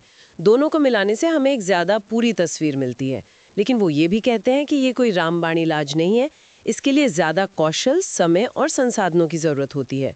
और ये भी हो सकता है कि अलग अलग मेथड से विरोधाभासी निष्कर्ष निकलें। फिर सवाल उठता है कि उन्हें कैसे समझा जाए। ज्ञान मीमांसीय मुद्दे भी हैं। क्या आप वास्तव में प्रत्यक्षवादी और व्याख्यात्मक मान्यताओं को एक साथ मिला सकते हैं? तो ये मेथोडोलॉजिकल प्लूरलिज्म भी अपने आप में एक जटिल विषय है। चलिए अब इस चर्चा के अंतिम हिस्से की ओर बढ़ते हैं, वो बुनियादी दार्शनिक सवाल। क्या समाजशास्त्र विज्ञान हो सकता है या होना चाहिए? Sociology and science revisited. हाँ, ये वो सवाल है जहां से हमने शुरुआत की थी और अब हम इस पर वापस आ रहे हैं विभिन्न दृष्टिकोणों को समझने के बाद। इसका जवाब इस बात पर निर्भर करता है कि आप विज्ञान, साइंस को परिभाषित कैसे करते हैं। तो पॉजिटिविज्म का क्या कहना था? पॉजिटिविज्म, कॉम्टे और कुछ हद तक डुर्काइम का मानना था, हाँ बिल्कुल हो सकता है। कैसे? प्राकृतिक विज्ञानों की विधियों, अवलोकन, आंकड़े इकट्ठा करना, पैटर्न ढूंढना, कारण कार्य के नियम खोजना, ये मुख्यतः आगमनात्मक था, यानी विशिष्ट अवलोकनों से सामान्य नियम बनाना। लेकिन पॉपर ने इसे चुनौती दी। हाँ, कार्ल पॉपर ने कहा, हाँ समाजशास्त्र वैज्ञानिक हो सकता है, लेकिन विज्ञान का तरीका निगमनात्मक, डिडक्टिव है और मिथ्याकरण, फॉल्सिफिकेशन पर आधारित है। आपको थ्योरी बनाकर उसे गलत साबित करने की कोशिश करनी है। पॉपर ने मार्क्सवाद और मनोविश्लेषण की आलोचना की थी कि वो अनफॉल्सिफाएबल हैं, उन्हें गलत साबित नहीं किया जा सकता। पॉपर के अनुसार विज्ञान थ्योरीज को खारिज करके प्रगति करता है, सत्य के करीब जाता है पर कभी अंतिम सत्य तक नहीं पहुंचता। और इंटरप्रेटिविज्म का क्या कहना था? इंटरप्रेटिविज्म, वेबर आंशिक रूप से, इंटरैक्शनिज्म, फिनोमेनोलॉजी का कहना था नहीं, समाजशास्त्र प्राकृतिक विज्ञानों जैसा नहीं हो सकता और नहीं होना चाहिए। क्यों? क्योंकि सामाजिक दुनिया मनुष्यों से बनी है, जिनमें चेतना होती है, वो चीज़ों को अर्थ देते हैं और अपनी व्याख्या, इंटरप्रिटेशन के आधार पर कार्य करते हैं। इसलिए समाज को समझने के लिए हमें अर्थ समझने, वर्स्टेन की ज़रूरत है, न कि केवल बाहरी अवलोकन की। प्राकृतिक विज्ञानों की विधियां यहाँ अनुपयुक्त हैं। तो ये दो छोर हो गए, क्या कोई बीच का रास्ता है? रियलिज्म। हाँ, रियलिज्म जैसे कीट्स एंड ओरी, भास्कर एक महत्वपूर्ण तीसरा दृष्टिकोण है। रियलिस्ट्स कहते हैं, हाँ समाजशास्त्र विज्ञान हो सकता है, लेकिन विज्ञान का मतलब सिर्फ अवलोकन योग्य चीज़ों का अध्ययन करना या भविष्यवाणी करना नहीं है। विज्ञान का असली काम है उन अंतर्निहित, अक्सर गैर अवलोकन योग्य संरचनाओं और तंत्रों को खोजना जो अवलोकन योग्य घटनाओं का कारण बनती हैं। Repeat, realism. गैर अवलोकन योग्य संरचनाएं जैसे प्राकृतिक विज्ञान में गुरुत्वाकर्षण या प्राकृतिक चयन, नेचुरल सिलेक्शन, इन्हें आप सीधे नहीं देख सकते पर इनके प्रभाव देखते हैं। वैसे ही समाजशास्त्र में वर्ग संरचना, पितृसत्ता या सामाजिक संस्थाएं, ये सीधे तौर पर दिखती नहीं पर लोगों के जीवन और समाज पर गहरा असर डालती हैं। रियलिस्ट मानते हैं कि प्राकृतिक और सामाजिक दोनों तरह के विज्ञान इन अनदेखी संरचनाओं और तंत्रों को उजागर करने का काम करते हैं। तो रियलिस्ट्स पॉजिटिविस्ट से कैसे अलग हैं? वो पॉजिटिविस्ट के इस विचार को खारिज करते हैं कि हमें सिर्फ अवलोकन योग्य चीज़ों पर ही फोकस करना चाहिए। वो मानते हैं कि विज्ञान गैर अवलोकन योग्य अवधारणाओं का इस्तेमाल कर सकता है और करना भी चाहिए अगर वो यथार्थ को समझने में मदद करती हैं। वो ये भी मानते हैं कि सामाजिक दुनिया ओपन सिस्टम है, जबकि लैब क्लोज सिस्टम होती है। ओपन सिस्टम्स में बहुत सारे फैक्टर्स एक साथ काम करते हैं जिन्हें कंट्रोल करना मुश्किल होता है। इसलिए सामाजिक विज्ञान में भविष्यवाणी, प्रिडिक्शन और नियंत्रण कंट्रोल करना प्राकृतिक विज्ञानों के तुलना में बहुत ज़्यादा कठिन है। रियलिज्म का लक्ष्य व्याख्या करना है, न कि सिर्फ भविष्यवाणी या नियंत्रण। Repeat, open systems. ये रियलिस्ट अप्रोच काफी बैलेंस लगता है। एक और बड़ा नाम है थॉमस कुहन का और उनके पैराडाइम्स का। हाँ, उन्होंने विज्ञान के बारे में क्या कहा? हाँ, थॉमस कुन ने विज्ञान के पारंपरिक दृष्टिकोण को जबरदस्त चुनौती दी। अपनी किताब the structure of scientific revolutions में उन्होंने तर्क दिया कि विज्ञान हमेशा तार्किक और संचयी क्यूमुलेटिव तरीके से आगे नहीं बढ़ता, बल्कि विज्ञान एक प्रमुख पैराडाइम के भीतर काम करता है। पैराडाइम का मतलब है वैज्ञानिकों के एक समुदाय द्वारा साझा की गई मान्यताएं, सिद्धांत, मूल्य और विधियां। रिपीट, कौन पैराडाइम। तो सामान्य विज्ञान क्या है? कौन के अनुसार ज्यादातर समय वैज्ञानिक नॉर्मल साइंस करते हैं, यानी वो मौजूदा पैराडाइम के भीतर काम करते हैं, उसकी पहेलियों को सुलझाते हैं, उसे और विस्तृत करते हैं। वो पैराडाइम पर सवाल नहीं उठाते। लेकिन फिर बदलाव कैसे आता है? समय के साथ ऐसी विसंगतियां, अनोमलीज सामने आने लगती हैं जिन्हें मौजूदा पैराडाइम समझा नहीं पाता। जब ये विसंगतियां बहुत ज़्यादा जमा हो जाती हैं तो संकट की स्थिति पैदा होती है। फिर एक साइंटिफिक रेवोल्यूशन, वैज्ञानिक क्रांति होती है जिसमें एक नया पैराडाइम पुराने की जगह ले लेता है। Repeat, scientific revolution. और ये बदलाव सिर्फ सबूतों के आधार पर होता है? कुन का तर्क है कि नहीं, नया पैराडाइम अक्सर पुराने से तार्किक रूप से बेहतर नहीं होता, बल्कि दुनिया को देखने का एक बिल्कुल अलग तरीका होता है। पैराडाइम शिफ्ट अक्सर सामाजिक कारकों, वैज्ञानिकों के बीच प्रतिस्पर्धा और पीढ़ीगत परिवर्तन के कारण होता है, न कि सिर्फ निष्पक्ष सबूतों के आधार पर। इसका मतलब है कि विज्ञान पूरी तरह से वस्तुनिष्ठ या संचयी क्यूमुलेटिव नहीं है, जैसा कि पॉपर या पॉजिटिविस्ट मानते थे। तो समाजशास्त्र के लिए इसका क्या मतलब है? क्या समाजशास्त्र में कोई एक पैराडाइम है? यही बड़ा सवाल है। ज़्यादातर लोग मानते हैं कि समाजशास्त्र में कोई एक प्रमुख पैराडाइम नहीं है, बल्कि कई सारे प्रतिस्पर्धी पैराडाइम जैसे फंक्शनलिज्म, मार्क्सिज्म, इंटरैक्शनिज्म, फेमिनिज्म एक साथ मौजूद हैं। कौन शायद इसे पूर्व पैराडाइमैटिक अवस्था कहते, यानी ये अभी परिपक्व विज्ञान नहीं बना है। या फिर हो सकता है कि सामाजिक दुनिया की प्रकृति ही ऐसी है कि उसे समझने के लिए मल्टी पैराडाइमेटिक अप्रोच ही सही है। कुन के काम ने विज्ञान की इमेज को काफी बदल दिया। और फिर कुछ और अध्ययन हुए जिन्होंने दिखाया कि वैज्ञानिक ज्ञान खुद सामाजिक रूप से निर्मित होता है। हाँ बिल्कुल, ये विचार विज्ञान को एक सामाजिक गतिविधि के रूप में देखता है। वैज्ञानिकों के अपने पूर्वाग्रह होते हैं, वो एक समुदाय में काम करते हैं, फंडिंग के लिए प्रतिस्पर्धा करते हैं और उनके निष्कर्ष सामाजिक और सांस्कृतिक संदर्भ से प्रभावित होते हैं। इसके उदाहरण जैसे कैरेन नॉर्सेटीना ने प्रयोगशालाओं का अध्ययन किया। उन्होंने पाया कि वैज्ञानिक अक्सर तथ्यों को गढ़ते हैं, उनकी व्याख्याएं उनके सिद्धांतों से प्रभावित होती हैं। वो आपस में अर्थों पर बातचीत करते हैं। जो डेटा उनके सिद्धांतों से मेल नहीं खाता उसे वो अक्सर आर्टिफैक्ट या गलती या बाहरी गड़बड़ी का नतीजा कहकर खारिज कर देते हैं। वो अपनी थ्योरीज की पुष्टि करने की कोशिश करते हैं, ना कि उन्हें मिथ्या करने की, जैसा पॉपर ने कहा था। रिपीट। नॉर्सेटीना।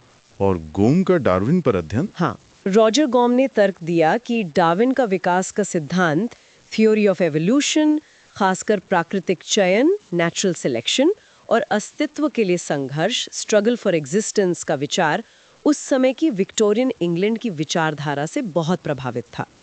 उस समय मुक्त बाजार पूंजीवाद, लेजे फेयर कैपिटलिज्म, प्रतिस्पर्धा और सामाजिक असमानता को स्वाभाविक माना जाता था। डार्विन के सिद्धांत ने इन विचारों को वैज्ञानिक आधार प्रदान किया और उपनिवेशवाद को भी उचित ठहराने में मदद की। गॉम ने दिखाया कि क्रोपोटकिन जैसे विचारकों ने सहयोग को ऑपरेशन की भूमिका पर जोर दिया था और उसके लिए सबूत भी थे, लेकिन उसे नज़रअंदाज कर दिया गया क्योंकि वो उस समय की प्रमुख विचारधारा के अनुकूल नहीं था।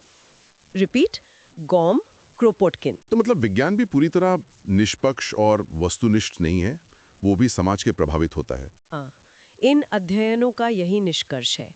तो अगर हम विज्ञान पर निष्कर्ष निकालें तो प्राकृतिक विज्ञान की एक सरल नकल समाजशास्त्र के लिए समस्याग्रस्त है। विज्ञान की परिभाषा खुद विवादित है। समाजशास्त्र शायद रियलिस्ट या पॉपियरियन अर्थों में वैज्ञानिक होने का दावा कर सकता है, लेकिन क्लासिकल पॉजिटिविस्ट अर्थों में नहीं। और कुहन के अनुसार एक प्रमुख पैराडाइम की कमी का मतलब ये हो सकता है कि यह अभी परिपक्व विज्ञान नहीं है, या शायद सामाजिक दुनिया को समझने के लिए अलग तरह के दृष्टिकोण की ही जरूरत है। ये तो विज्ञान की पूरी समझ पर ही सवाल उठा देता है। अब आते हैं आखिरी बड़े मुद्दे पर, objectivity in values in research, यानी अनुसंधान में निष्पक्षता और मूल्यों की भूमिका। क्या समाजशास्त्र मूल्य मुक्त या वैल्यू फ्री हो सकता है या होना चाहिए? ये मेथोडोलॉजी की एक और बहुत पुरानी और लगातार चलने वाली बहस है। शुरुआती विचारक क्या मानते थे? कॉम्ड, दुर्खीम, मार्क्स मानते थे कि उनका विश्लेषण वैज्ञानिक है। लेकिन मैक्स वेबर का नजरिया अलग था। हाँ, वेबर ने इस पर बहुत गहराई से सोचा। उनका मानना था कि पूर्ण मूल्य स्वतंत्रता, एब्सोल्यूट वैल्यू फ्रीडम असंभव है। हमारे मूल्य, वैल्यूज, ये जरूर प्रभावित करते हैं कि हम किस टॉपिक को रिसर्च के लिए चुनते हैं। इसे उन्होंने वैल्यू रेलेवेंस कहा। हम उसी चीज को स्टडी करना चाहते हैं जो हमें महत्वपूर्ण लगती है। रिपीट। Value relevance. लेकिन एक बार टॉपिक चुन लिया, उसके बाद? वेबर का कहना था कि एक बार टॉपिक चुन लिया, उसके बाद रिसर्च प्रक्रिया यथासंभव वस्तुनिष्ठ ऑब्जेक्टिव होनी चाहिए। रिसर्चर को डेटा इकट्ठा करते और विश्लेषण करते समय अपने व्यक्तिगत मूल्यों या पूर्वाग्रहों को हावी नहीं होने देना चाहिए। उसे तथ्यों को वैसे ही प्रस्तुत करना चाहिए जैसे वो हैं, और मूल्य निर्णय, वैल्यू जजमेंट्स देने से बचना चाहिए। रिपीट। Value judgements. लेकिन क्या वेबर खुद ऐसा कर पाए? आलोचक कहते हैं कि नहीं। वेबर का अपना काम, जैसे नौकरशाही ब्यूरोक्रेसी पर उनका विश्लेषण, उनके अपने मूल्यों जैसे नौकरशाही के लौह पिंजरे का डर से प्रभावित था। तो मूल्य स्वतंत्रता के विचार की आलोचना किसने और क्यों की? बहुत लोगों ने की। जैसे फंक्शनलिज्म पर अक्सर रूढ़िवादी पूर्वाग्रह का आरोप लगता है कि वो यथास्थिति को बनाए रखने का पक्ष लेता है। मार्क्सिज्म तो स्पष्ट रूप से मूल्य भारित है। वो पूंजीवाद की आलोचना करता है और सामाजिक परिवर्तन का लक्ष्य रखता है। इंटरप्रेटिविज्म में दूसरों को समझने के लिए सहानुभूति और व्यक्तिपरकता की जरूरत होती है। तो क्या निष्पक्षता यहाँ संभव है या वांछनीय भी है? डगलस कहते थे कि हमें जीवन का अध्ययन उनकी अपनी शर्तों पर करना चाहिए। एल्विन गोल्डनर ने अपनी किताब anti Minotaur, the myth of a value free sociology में जोरदार तर्क दिया कि मूल्य स्वतंत्रता एक मिथ है, एक खतरनाक myth. Repeat, Gouldner, anti Minotaur. Gouldner ने क्या कहा? गोल्डनर ने कहा कि तथ्य, फैक्ट्स और मूल्य, वैल्यूज अविभाज्य हैं, इनसेपरेबल हैं। निष्पक्षता का दिखावा करना असल में यथास्थिति और शक्तिशाली लोगों के हितों की सेवा करता है।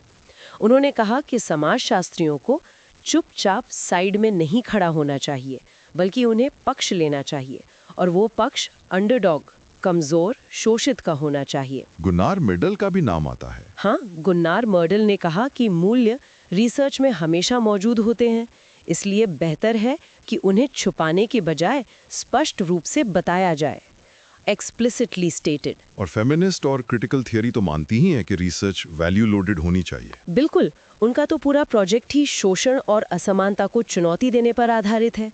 वो मानते हैं कि रिसर्च इनहेरेंटली राजनीतिक है और उसे बदलाव का हथियार बनना चाहिए। तो अगर पूर्ण मूल्य स्वतंत्रता संभव नहीं है, तो क्या ऑब्जेक्टिविटी का कोई मतलब ही नहीं बचा? नहीं, ऐसा नहीं है।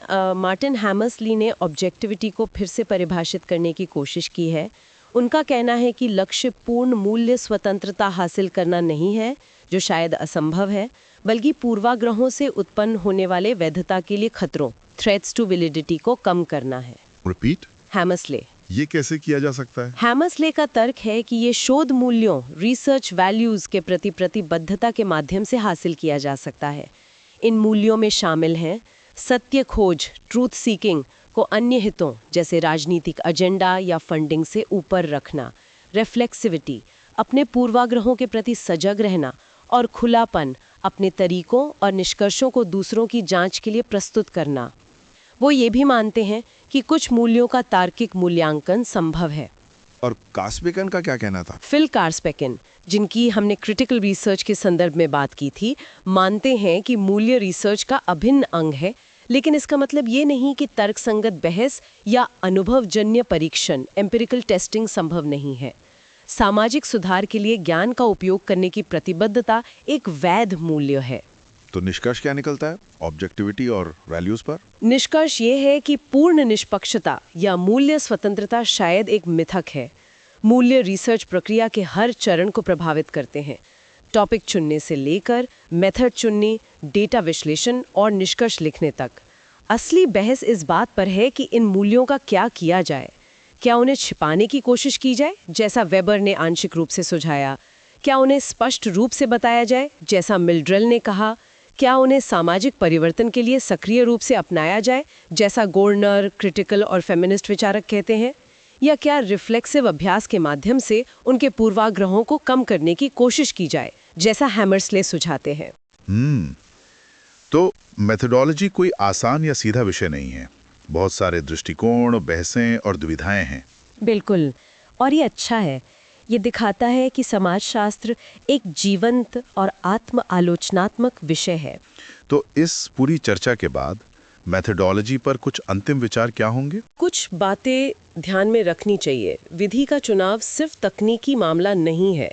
ये आपके सैद्धांतिक दृष्टिकोण, आपकी ज्ञान में मानसा, आपके मूल्य, नैतिकता और व्यवहारिक बाधाओं से गहराई से जुड़ा हुआ है। कोई एक सर्वश्रेष्ठ विधि नहीं है। हर विधि की अपनी ताकत और कमजोरियां हैं। चुनाव इस पर निर्भर करता है कि आप क्या जानना चाहते हैं और किन परिस्थितियों में काम कर रहे हैं। सभी शोध, चाहे वो कितना भी अच्छा क्यों ना हो, दुनिया का केवल एक आंशिक दृष्टिकोण ही दे पाता है। सभी निष्कर्ष बहस योग्य होते हैं। इसलिए आत्म आलोचना, रिफ्लेक्सिविटी और अपने तरीकों के बारे में स्पष्टता बहुत महत्वपूर्ण है। इससे दूसरे लोग आपके काम का मूल्यांकन कर सकते हैं। बहुत बढ़िया। ये एक वाकई में डीप डाइव थी मेथोडोलॉजी की दुनिया में। मुझे लगता है यूपीएससी एस्पिरेंट्स को इससे बहुत फायदा होगा। चलिए अब इस पूरी चर्चा के कुछ की टेकअवेज देख लेते हैं। ये बातें जो याद रखनी है, मेथोडोलॉजी वर्सेस मेथड्स। मेथोडोलॉजी सिर्फ तरीके नहीं, ज्ञान की फिलॉसफी है। एपिस्टेमोलॉजी, ज्ञान मीमांसा, इसका आधार है। हम ज्ञान कैसे प्राप्त करते हैं। क्वांटिटेटिव वर्सेस क्वालिटेटिव, ये दो मुख्य दृष्टिकोण हैं। क्वांटिटेटिव आंकड़ों और बाहरी माप पर फोकस करता है, पॉजिटिविज्म। क्वालिटेटिव अर्थ, अनुभव और गहराई पर, इंटरप्रिटेजिज्म। लेकिन ये विभाजन अब कठोर नहीं, मिक्सिंग आम है। Methodological pluralism, triangulation. Key debates and approaches, positivism, Comte, Durkheim, आंशिक, समाज का वैज्ञानिक अध्ययन, अवलोकन और नियम खोजना। इंटरप्रिटेजिज्म, वेबर, इंटरैक्शनिज्म, फिनोमेनोलॉजी, अर्थ समझना, वर्स्टन, व्यक्तिपरक अनुभव, सामाजिक निर्माण। रियलिज्म, कीट एंड अरी, भास्कर, अनदेखी संरचनाओं और तंत्रों को खोजना जो घटनाओं का कारण बनते हैं। Open systems, critical theory, marks, Frankfurt school, Harvey. निष्पक्षता को नकारना, शोषितों का पक्ष लेना मुक्ति का लक्ष्य, praxis. Feminism, Oakley, Harding, Stanley and Wise, mainstream की आलोचना, महिलाओं के अनुभव, स्टैंड पॉइंट एपिस्टेमोलॉजी, विशिष्ट तरीके। Post modernism, Lyotard, Foucault, Alvesson, meta narratives को नकारना, ज्ञान खंडित, स्थानीय सापेक्ष, भाषा की भूमिका, deconstruction, reflexivity. Can sociology be a science? विज्ञान की परिभाषा पर निर्भर करता है। पॉजिटिविस्ट हाँ कहते हैं, पॉपर फॉल्सिफिकेशन हाँ कहते हैं अलग तरीके से। इंटरप्रेटिविस्ट नहीं कहते हैं। रियलिस्ट हाँ कहते हैं अलग परिभाषा के साथ। कून, पैराडाइम्स विज्ञान की ऑब्जेक्टिविटी पर सवाल उठाते हैं। वैज्ञानिक ज्ञान का सामाजिक निर्माण, नॉर्सीटना, गॉम। ऑब्जेक्टिविटी एंड वैल्यूज, पूर्ण मूल्य स्वतंत्रता, शायद मेथक। गोल्डनर, मूल्य रिसर्च को प्रभावित करते हैं। वेबर, वैल्यू रिलेवेंस, बहस यह है कि मूल्यों को स्वीकारें, बताएं या पूर्वाग्रह कम करने की कोशिश करें। Hammersley. Main research methods, surveys, questionnaires. फायदे, बड़ा पैमाना, रिलायबिलिटी, जनरलाइजेबिलिटी। नुकसान, वैलिडिटी पर सवाल, अर्थ नहीं पकड़ते हैं। Interviews, structured, unstructured, focus groups. फायदे, गहराई, फ्लेक्सिबिलिटी, वैलिडिटी। नुकसान, रिलायबिलिटी कम, बायस, समय लागत। Observation, participant, non participant, ethnography. फायदे, उच्च वैलिडिटी, प्राकृतिक सेटिंग, गहराई। नुकसान, समय लागत, रिलायबिलिटी कम, इथिक्स, बायस, जनरलाइजेबिलिटी कम। Secondary analysis, official stats, documents, media. फायदे, समय पैसा बचत, बड़ा पैमाना, ऐतिहासिक। नुकसान, रिलायबिलिटी, वैलिडिटी की चिंता। स्कॉट के criteria, experiments, lab, field, natural. कारण कार्य के लिए अच्छे, पर समाजशास्त्र में सीमाएं। आर्टिफिशियलिटी, इथिक्स, कंट्रोल की कमी, हॉथॉर्न इफेक्ट। कंपैरेटिव मेथड, समाजों समूहों की तुलना, वास्तविक दुनिया पर control come. Core concepts for evaluation, practicality, reliability, validity, measurement, internal, external, ecological, representativeness, generalisability, ethics, informed consent, confidentiality, anonymity. Conte, Durkheim, Weber, Marx, Popper, Kuhn, Bloomer, Sicorel, Douglas, Atkinson, Taylor, Oakley, Hammersley, Karlspeckin, Foucault, Bryman, Scott, Markham. List लंबी है। UPSC relevance, ये समझ आपको arguments बनाने, critically analyse करने, विभिन्न दृष्टिकोणों को समझने और जीएस व ऑप्शनल में बेहतर आंसर्स लिखने में मदद करेगी। ये आपको रटने से आगे सोचने पर मजबूर करेगी। वाह, क्या सफ़र था, दिमाग एकदम घूम गया होगा कई लोगों का। ये चैप्टर वाकई गहरा है दोस्तों, और एक बार में सब कुछ पचा लेना, हजम कर लेना मुश्किल है। हाँ बिल्कुल, तो हमारी सलाह यही रहेगी, इसे दोबारा ज़रूर सुनना। ज़रूरत पड़े तो पॉज करके अपने नोट्स बनाकर कॉन्सेप्ट्स को आपस में जोड़कर देखने की कोशिश करना। और याद रखिए, ये ज्ञान सिर्फ सोशियोलॉजी ऑप्शनल के लिए नहीं है। जीएस पेपर 1 सोसाइटी में तो सीधा काम आएगा ही, जीएस पेपर 4 एथिक्स में केस स्टडीज को समझने के लिए, उनके पीछे की सामाजिक प्रक्रियाओं को समझने के लिए ये मेथोडोलॉजिकल अवेयरनेस बहुत जरूरी है। और ऐसे पेपर में भी आपको एक गहरा और विश्लेषणात्मक दृष्टिकोण देगा। और हाँ, असल जिंदगी में भी जब आप न्यूज़ में कोई सर्वे देखते हैं या कोई सामाजिक मुद्दे पर बहस सुनते हैं, तो आप ज़्यादा बेहतर तरीके से समझ पाएंगे कि वो जानकारी कहाँ से आ रही है, उसके पीछे क्या मान्यताएं हो सकती हैं और क्या उसे देखने का कोई और नज़रिया भी है। तो अगर ये चर्चा आपको फायदेमंद लगी, आपके ज्ञान में कुछ इजाफा हुआ, तो फटाक से यूट्यूब चैनल सुन लो यूपीएससी पर जाकर लाइक का बटन दबा दीजिए। अपने दोस्तों के साथ ज़रूर शेयर कीजिए जो यूपीएससी की तैयारी कर रहे हैं, ताकि उनका भी भला हो। और कमेंट्स में हमें ज़रूर बताइए कि अगला कौन सा मुश्किल टॉपिक है जिसे आप चाहते हैं कि हम इसी तरह चीर-फाड़ करके आसान बनाएं। आपके सुझाव हमारे लिए बहुत महत्वपूर्ण है। और हाँ, सबसे ज़रूरी बात, अगर अभी तक सब्सक्राइब नहीं किया है तो फटाक से कर लीजिए। और वो जो घंटी वाला आइकॉन है ना, बेल आइकॉन, उसे दबाना मत भूलना, ताकि अगली बार जब हम ज्ञान की ऐसी ही खुराक लेकर आएं तो आपसे मिस ना हो। बिल्कुल, मिलते हैं अगली बार एक और गहरी चर्चा के साथ। तब तक पढ़ते रहिए, सीखते रहिए और सोचते रहिए। जय हिंद।